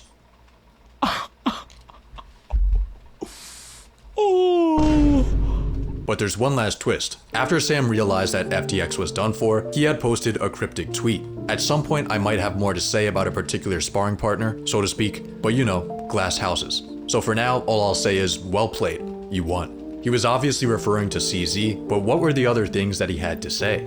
The answer may have come 2 years later, when Binance was charged with violating US money laundering laws and CZ was sentenced to 4 months in prison. But CZ got to keep most of his money. Sam Bankman-Fried, despite being a genius, wasn't so lucky. Damn. My boy Sam isn't the only billionaire to lose it all. This next beef is another... Damn. Yeah, because at that point, Binance was like, you know... Their story of riches to rags, except this time, it's a lot more personal. After Dhirubhai Ambani died without a will in 2002, he left behind a $15 billion empire named Reliance Industries. His two sons, Mukesh and... Oh, this is one where like the two sons like literally fought it out Anil immediately started fighting over their father's legacy. After 3 years of brotherly squabbling, Mom intervened. She split the family business in two. Mukesh got the older industrial side, while Anil got the newer telecom, power, and finance sectors. One brother would become the richest man in Asia. The other would lose everything and end up with a $0 net worth. Damn. Initially, both Ambanis would find success. Mukesh focused on slow but steady expansion, while Anil took higher risks in higher growth sectors. By 2008, Anil was the 6th richest man in the world, with a $42 billion net worth. His 2008 IPO of Reliance Power was the biggest in India's history. He acquired a $1 billion stake in Steven Spielberg's production company DreamWorks, and started throwing lavish parties with Bollywood celebrities, one of which he married. But despite all his success, he wasn't happy. Because having $42 billion isn't cool when your older brother has 43. Bro. Mukesh liked to work in silence. Why, bro? Just because bro has one more billion than you. Bro. He preferred family nights to elite parties, mystery to media tours. But despite his efforts to stay under the radar, he would face nationwide attention in 2009, when an argument between him and Anil would threaten the Indian economy. It was over a deal they made back when Reliance split, allowing Anil to purchase gas from Mukesh at a discount. Mukesh argued that the price was too low. Anil accused Mukesh of trying to back out of their legally binding contract for unfair financial gain. Whoever won this argument stood to gain $20 billion. The Indian Petroleum Minister initially sided with Mukesh, prompting Anil to publicly accuse his own brother of secret dealings with the government. He started taking out newspaper ads against Mukesh, where he would label the move as one of corporate greed and corruption. The brothers were still living together at the time, but there was no conversation. Sometimes they were forced to shake hands, but they did not look at each other. Thanks to their brotherly squabbling, a massive power plant Anil planned to build was put on hold, which extended riot-inducing electricity outages. International investors began getting spooked, keeping their money far away from Indian oil and gas fields. The Indian finance minister was now begging the brothers to squash their beef because it was becoming a matter of national interest. In a public statement, Anil would do some begging of his own, claiming he had made a pilgrimage to a holy shrine to seek divine blessings. $20 billion will make a man go to church. In May 2010, the Supreme Court of India ruled in Mukesh's favor. Anil lost billions of dollars. That same month, an old non-compete between the brothers was scrapped, and Mukesh saw this as an opportunity to attack his brother in the telecom sector. In 2016, he launched Reliance Jio with free voice calls and ultra-cheap data, and within 2 years, he had pushed his brother's company Arcom out of business. Anil's bets in the entertainment space would also underperform and cost him hundreds of millions. In 2020, facing a lawsuit for over $700 million in unpaid loans, Anil tells a UK court that his net worth is zero. At that same time, Mukesh's net worth was $57 billion, making him the richest man in Asia. But there was a catch. Rich people have a very different definition of broke than broke people. At the same time he revealed his $0 net worth, Anil had a $3 million car collection, a $56 million yacht, a private jet, and a helicopter. Anil got... Yeah. Okay, yeah. I have a $0 net worth. That's a goddamn lie. You lying out of the skin of your goddamn teeth. Got up on the stand, claimed poverty, then drove home in an S-Class. He started getting called out for his hypocrisy in the courts of law and public opinion, but against all odds, he's been starting to revive his businesses. But he's got a lot of catching up to do. Mukesh has the largest public company in India, a $2 billion house, and a will. And he has a will. That way to prevent that whole crap from happening again. My name is Bill Gates. I'm chairman of Microsoft, and during 1984, Microsoft expects to get half of its revenues from Macintosh software.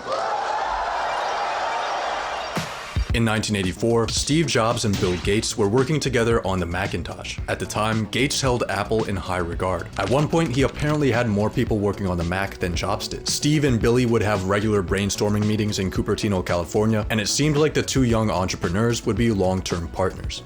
But their Hey, we got the glasses. We got the hey.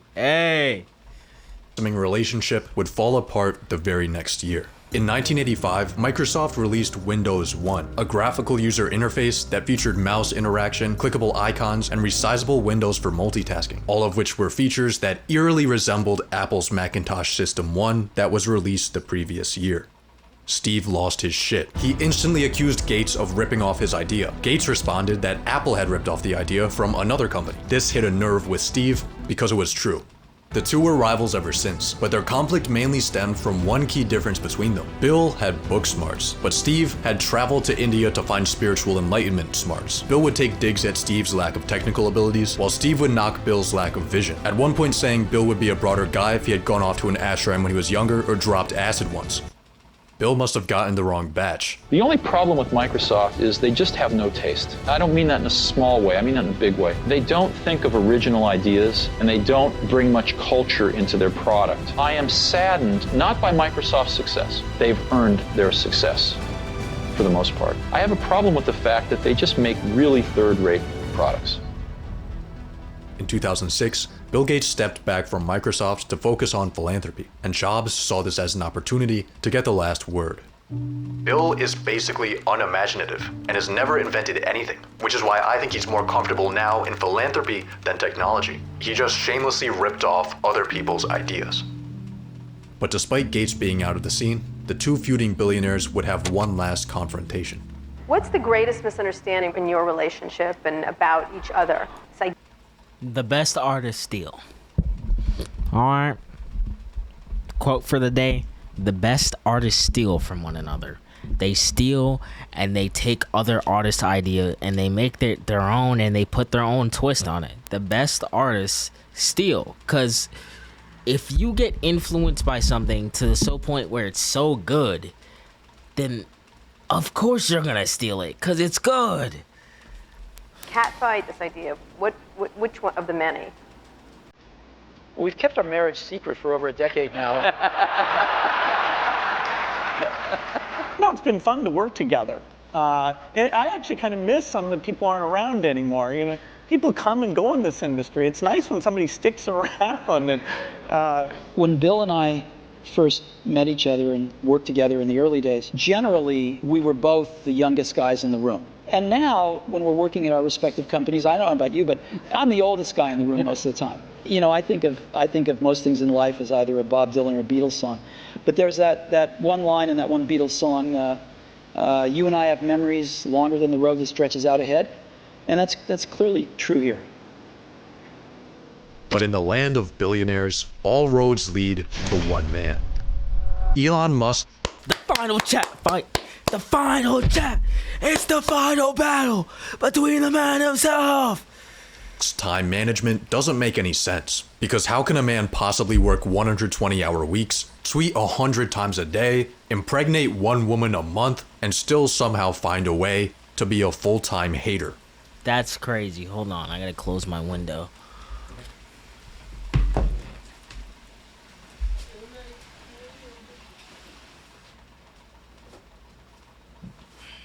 Alright. Now where was I? Elon Musk. You know what's crazy? He doesn't have to pull out. I know this might be off topic, but Elon, he doesn't have to pull out. He could get a girl pregnant once every couple of months, right? And not worry about it. Take the money, leave me alone. Dude's what? The first trillionaire? In today's economy? That's crazy. No pull-out game at all. Elon clowned Bill Gates after finding out about his $500 million short position against Tesla. Then when Gates bought an electric Porsche, Elon said their conversations have always been underwhelming. Elon's beef with space race rival Jeff Bezos mainly consists of Elon making fun of Jeff's phallic rockets, while Jeff focuses on launching legal cases against Elon. But now they seem to be cool. Former CEO of Disney, Michael Eisner, was one of the first people to show up to the Tesla Roadster unveiling in 2006. But now Elon's telling the current CEO of Disney to go fuck yourself after he removed ads from Elon's social media platform X, the same platform Elon used to compare billionaire political activist George Soros to a cartoon villain. In my opinion, he fundamentally hates humanity. Elon believes that Soros's progressive policies are a threat to society, as well as his attempts to control media and influence elections. Elon Musk and Google co-founder Larry Page were longtime friends until Musk's 44th birthday party, where they had an argument about AI. Despite having paralyzed vocal cords, Larry somehow ended up yelling at Elon, calling him a speciesist for favoring humans over AI. And I'm like, what team are you on, Larry? After seeing Larry's lack of caution, Elon cut him off and started his own AI company with co-chair Sam Altman, but internal conflicts caused Elon to leave, and the two billionaires have been feuding ever since. He's also clearly a bully who clearly likes to get in fights. But Elon had one beef that took a turn no one would expect. In 2016, Elon had a falling out with his father over his support of Donald Trump. Elon said Trump is evil. Bruh. When are we gonna call it quits? It's a matter of fact, say, look, he's evil. You know, get it into your head. At the time, Elon was a flaming Democrat, and he publicly denounced Trump's character before the election. After Trump took office, he invited Elon to join an advisory council. Elon would reluctantly accept, but he clarified on Twitter that his motive was to promote sustainable energy and protest Trump's Muslim ban, and that his attendance didn't imply his support. A few months later, Elon would leave the council after Trump pulled out of the Paris Climate Agreement. But soon, thanks to COVID crackdowns, Biden's decision not to invite Tesla to the White House's EV summit, and his daughter's transition after catching the woke mind virus, Elon's political views began to shift. In 2022, Elon announced that he voted for Texas Representative Mayra Flores, and it was the first time he ever voted Republican. This pissed off Donald Trump. You know, he said the other day, oh, I've never voted for a Republican. I said, I didn't know that. He told me he voted for me. So he's another bullshit artist. At the time, Elon was in a legal dispute over his potential acquisition of Twitter, and Trump would roast that too. Elon is not going to buy Twitter. He's got a pretty rotten contract. I looked at his contract, not a good contract, but he's not. Sign up for truth. Elon would respond by saying it's time for Trump to hang up his hat and sail into the sunset. He also raised concerns about Trump's age. Trump responded by dropping a nuke on Elon. When Elon Musk came to the White House asking me for help on all of his many subsidized projects, whether it's electric cars that don't drive long enough, driverless cars that crash, or rocket ships to nowhere, without which subsidies he'd be worthless, and telling me how he was a big Trump fan and Republican, I could have said drop to your knees and beg, and he would have done it.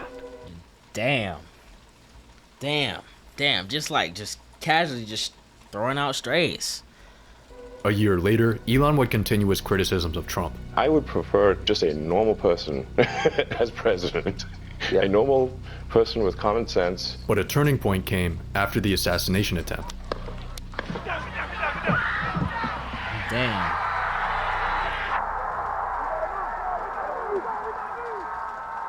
Where is he? Come on up here, Elon. Come here. Take over, Elon. Yes, take over. We had one president who couldn't climb a flight of stairs, and another who was fist pumping after getting shocked. I will create a government efficiency commission tasked with conducting a complete financial and performance audit of the entire federal government. And Elon, because he's not very busy, has agreed to head that task force. Your money is being wasted, and the Department of Government Efficiency is going to fix that. After a $280 million campaign, Elon got his role as the leader of the Department of Government Efficiency. But the memories between Elon and Trump are much shorter than the road that stretches out ahead. Damn. I tell you what, Elon is not going to buy Twitter. Nah, he's got himself a mess. You know, he said the other day, oh, I've never voted for a Republican. I said, I didn't know that. He told me he voted for me. So he's another bullshit artist, but he's not going to be buying it. He's not going to be buying it. Although he might later. Who the hell knows what's going to happen? Oh my god. Good vid. That was a good vid. That was a really good vid.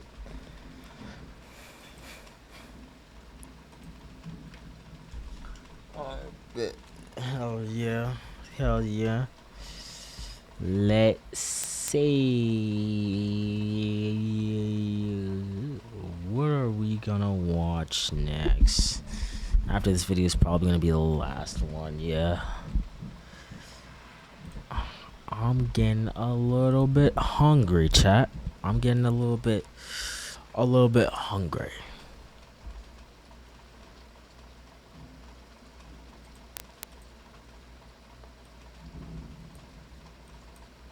Alright, bet.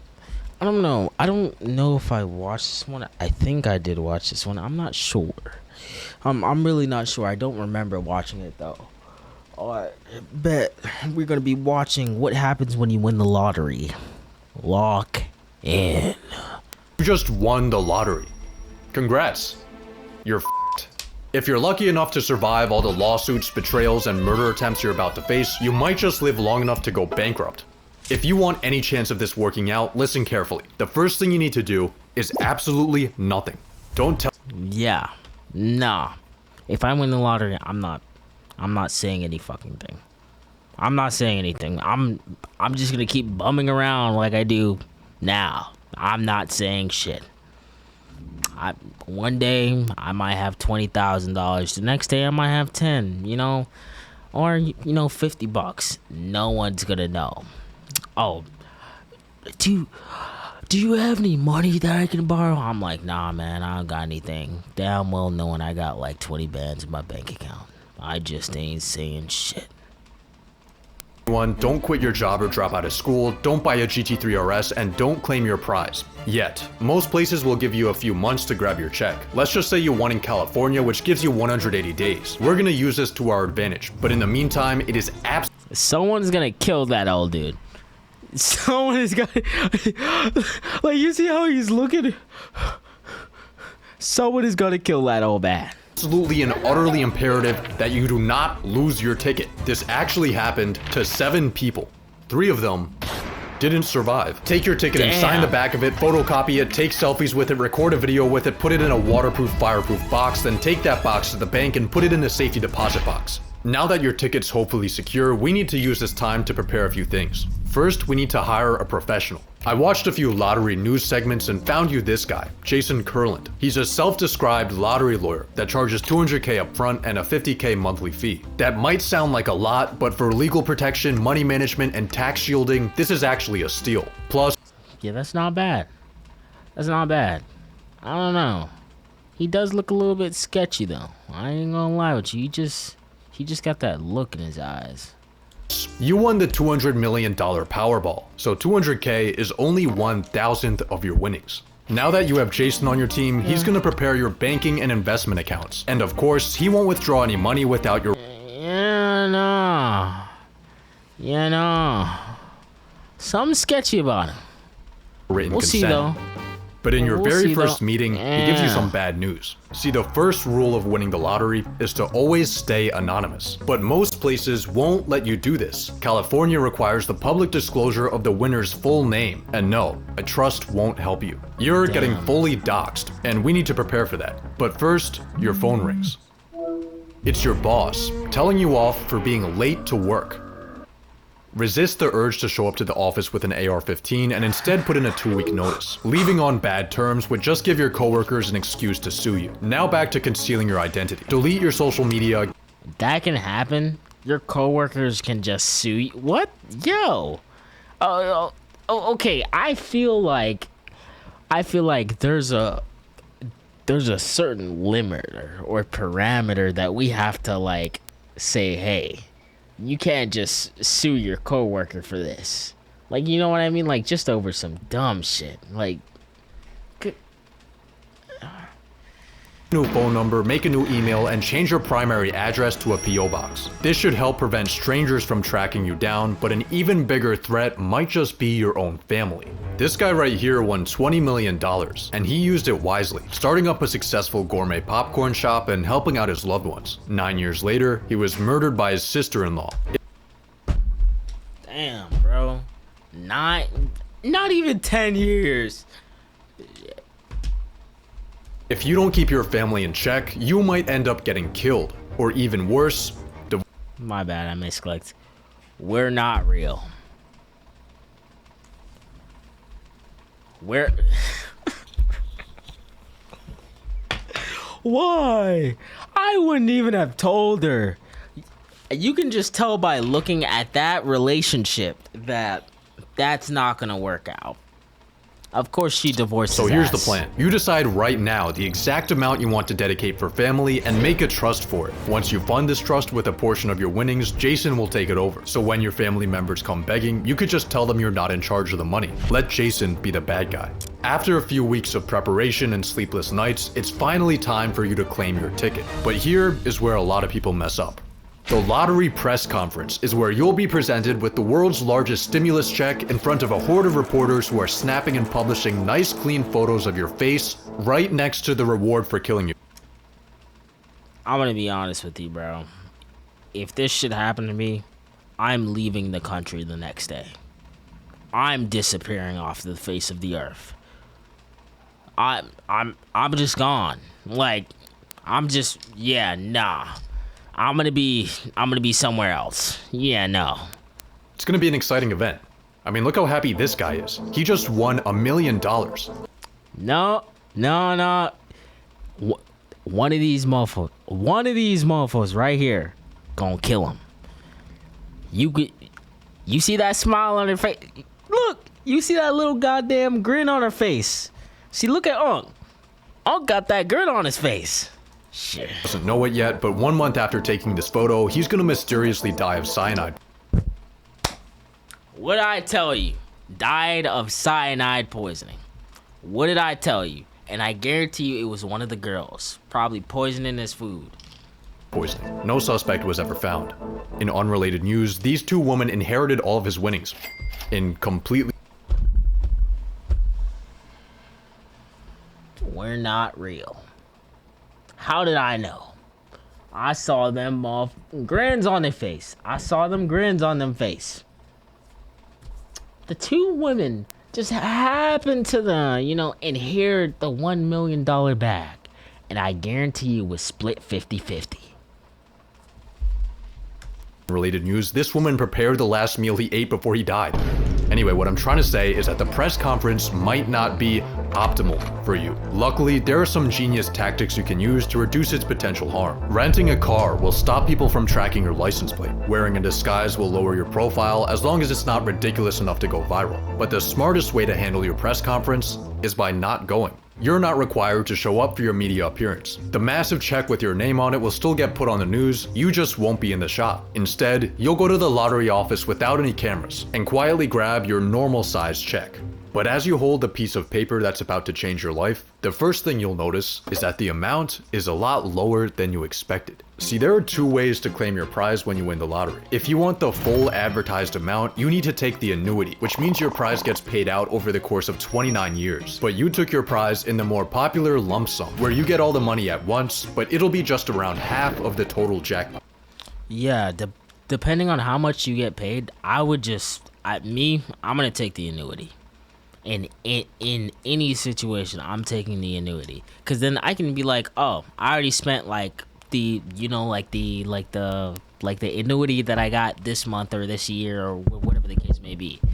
I'm not taking the lump sum unless it's a crazy amount where you're like, oh, I can lose $500,000 or $250,000 or whatever the case may be, where I still have enough money where I can just bum around. On top of that, since you won in the US, you're getting taxed. But don't worry about this, because the authorities have already withheld all the taxes you owe from your check. Just kidding. They've withheld some of your taxes, but way less than what you actually owe them. Luckily, Jason has an accountant on his team who can guide you through the how much do you owe the government death trap. So after factoring in the lump sum and taxes, your jackpot has gone from 200 million to a measly 70. I guess it'll have to do. But before you even cash your check, your phone starts blowing up. All of the friends and family that have your phone number are asking if you're the mysterious winner. Remember, the public only has your name, but not your face. You can tell some people you really trust, but be careful. Maybe even use an NDA. Now, it's finally time to make your deposit. After your check settles, you'll see more money in your bank account than you even thought was possible. Hopefully you're using a larger bank and not a credit union where your checking account would probably be worth more than all of their assets combined, but even with a massive institution holding your money, you still have a problem. Only $250,000 of your dollars are insured. But how risky actually is this? Well, ever since 2008, uninsured depositors only lost money in 6% of US bank failures, and large banks like Chase or Wells Fargo are designated as systemically important financial institutions, aka they have the US government as their sugar daddy, so it would take a lot for them to go under. Chances are you'll be fine, but still, you should move this money somewhere else. It's time to hit up Jason to fund your trusts and investments. Let's give him $40 million to manage for you, and with a conservative 6% return, this will be making you $200K a month. You could put $10 million into your family trust, and now you have $20 million in pure spending power. So let's get down to business. First, you need a new house. I say go with this $10 million LA mansion. It's got a master bedroom. Damn, we already spending like 10 mil on the first go? Chill. We got 20. I'm not spending 10 mil out of the gate if I have 20 mil. Like, just get like well, like obviously like you can't get a normal house because, you know, someone's gonna rob your ass. You definitely need like a private sanctuary. You'll wake up to beautiful ocean views, a 500 bottle wine cellar, an infinity pool, and a movie theater, but one thing's missing. That's better. Any toy you ever wanted is now yours. Your dream watch, your dream fit, your dream grocery haul. Being a lottery winner is awesome. Yeah, wait, what? 20 mil? You're also starting to realize why. Hold damn, I'm clicking on random ones. Hold on. It's missing. That's better. Any toy you ever wanted is now yours. Your dream watch, your dream fit, your 20,000. What am I wearing? Spider webs that were sewn together, made in goddamn Africa. That's worth 20,000. grocery haul. Being a lottery winner is awesome. You're also starting to realize why rich people live longer than poor people. Not only can you now afford any medical procedures you want, but you even have a private doctor. You pay them $20K a year to be on call for whatever you need. You also get a celebrity fitness trainer for $300 a session, and of course a private chef to keep your diet perfect. But even more important than this is your total lack of stress. Not having to worry about bills, work, or housing, and having the free time to hang out with friends or take a midday nap has vastly improved your overall well-being. But then you get a call from Jason that changes everything. See, he helped you buy your house using a trust to keep you anonymous, but internet detectives have somehow managed to trace the ownership back to you. On top of that, news reporters have been silently taking stalker shots of you on your daily routine. And all of a sudden, your face and your address are front page news. Your phone immediately starts blowing up, except this time, it's not just your friends and family, it's strangers. You start getting hundreds of letters in the mail. Yeah, no. That's why I said, if I become a millionaire, or like more, where to the point where like I'm like on the news and people are mailing me and giving me death threats and all this stuff, I'm not going to be in the country. I'm gone. People are telling you their life stories, how all they need is 10 grand, 5 grand. Someone even shows up to your house. I think it's time for you to hire some bodyguards before things start getting worse. And by worse, I mean you might get killed. It's kind of a rite of passage for lottery winners. This guy won 30 mil, then got buried in his business partner's backyard. He won the Brazilian lottery, then got kidnapped while on a walk. His house got broken into, and he was shot to death in front of his kids. But you have one advantage over all these unlucky winners: your location. Most of these tragic fates happened in not so great neighborhoods. You, on the other hand, are in a $10 million LA mansion, surrounded by people who are familiar with money. Hopefully this will protect you from any real danger and allow you to peacefully live the high life. But what your mansion can't hide you from are your relationships. Friends are going to come out of the woodwork. Family that they never knew they had. Everyone's going to be asking for handouts. Friends? I lost just about all my friends from New York. When you win, everybody you know thinks they won too. You have to manage to say no to these people. It's gonna make you feel guilty, but the truth is, if you gave everyone money that asked for it, you wouldn't have anything left. Your mansion's upkeep costs you $50K a month. Maintenance for your car is an average yearly salary. Your private chef, your trainer, your doctor, your bodyguards, Erewhon, Equinox, rich person parties, woman, across everything, your monthly expenses. Why was the budget for the oh my god. Parties, woman. Oil. Yeah, infinite money a month for the woman. Across everything, your monthly expenses are clearing 6 figures. But even worse than the broke people begging you for money, are the rich people begging you for money. They call themselves financial advisors. They try to hypnotize you with confusing financial linguistics until you've signed away 1% of your portfolio for the privilege of underperforming the market. Don't listen to them. Certainly don't listen to people pitching you their genius business ideas. All of these opportunists are starting to make you feel like a walking ATM. When you win the lottery, people won't respect you like they do other rich people, because you didn't really earn your money. You just experienced a statistical glitch. This is where you begin to have a bit of an identity crisis. All you are and all you're known as is the guy that got lucky. When you meet new people, it's often people will say, well, what do you do? Especially in my circle of people, most people were Well, I won the lottery, and I'm a 30 millionaire, you know? Like, you can't just go around saying that shit.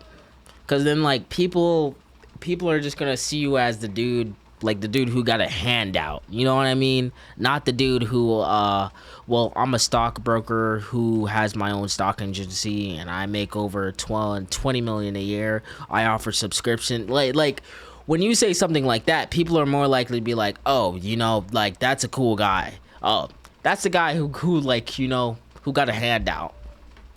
Are trying to put themselves through college, and oh, I just won the lottery and I just sit around.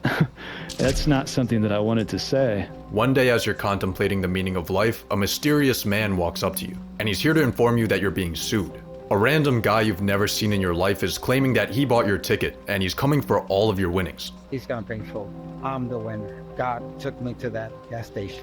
I just wanted to ask, man, is there any truth to these claims about the stolen ticket? Luckily, you're gonna be fine, because you have legal protection from our boy Jason. Jason? A New York attorney known as the lottery lawyer is now charged with extorting lottery winners in a $107 million scheme. Jason helped a lot. He was the first guy I called. We're gonna have a lot of fun with. I told you something looked sketchy about that motherfucker. See, look, I told you something's look sketchy about him. Jason Kurland, along with 3 others, now facing charges ranging from wire fraud to money laundering. Well, in hindsight, giving this guy access to our finances was a pretty stupid decision, and totally stole around $10 million from you. He's obviously going to prison, but that's money you're not getting back. But hey, at least you have a mansion to cry in.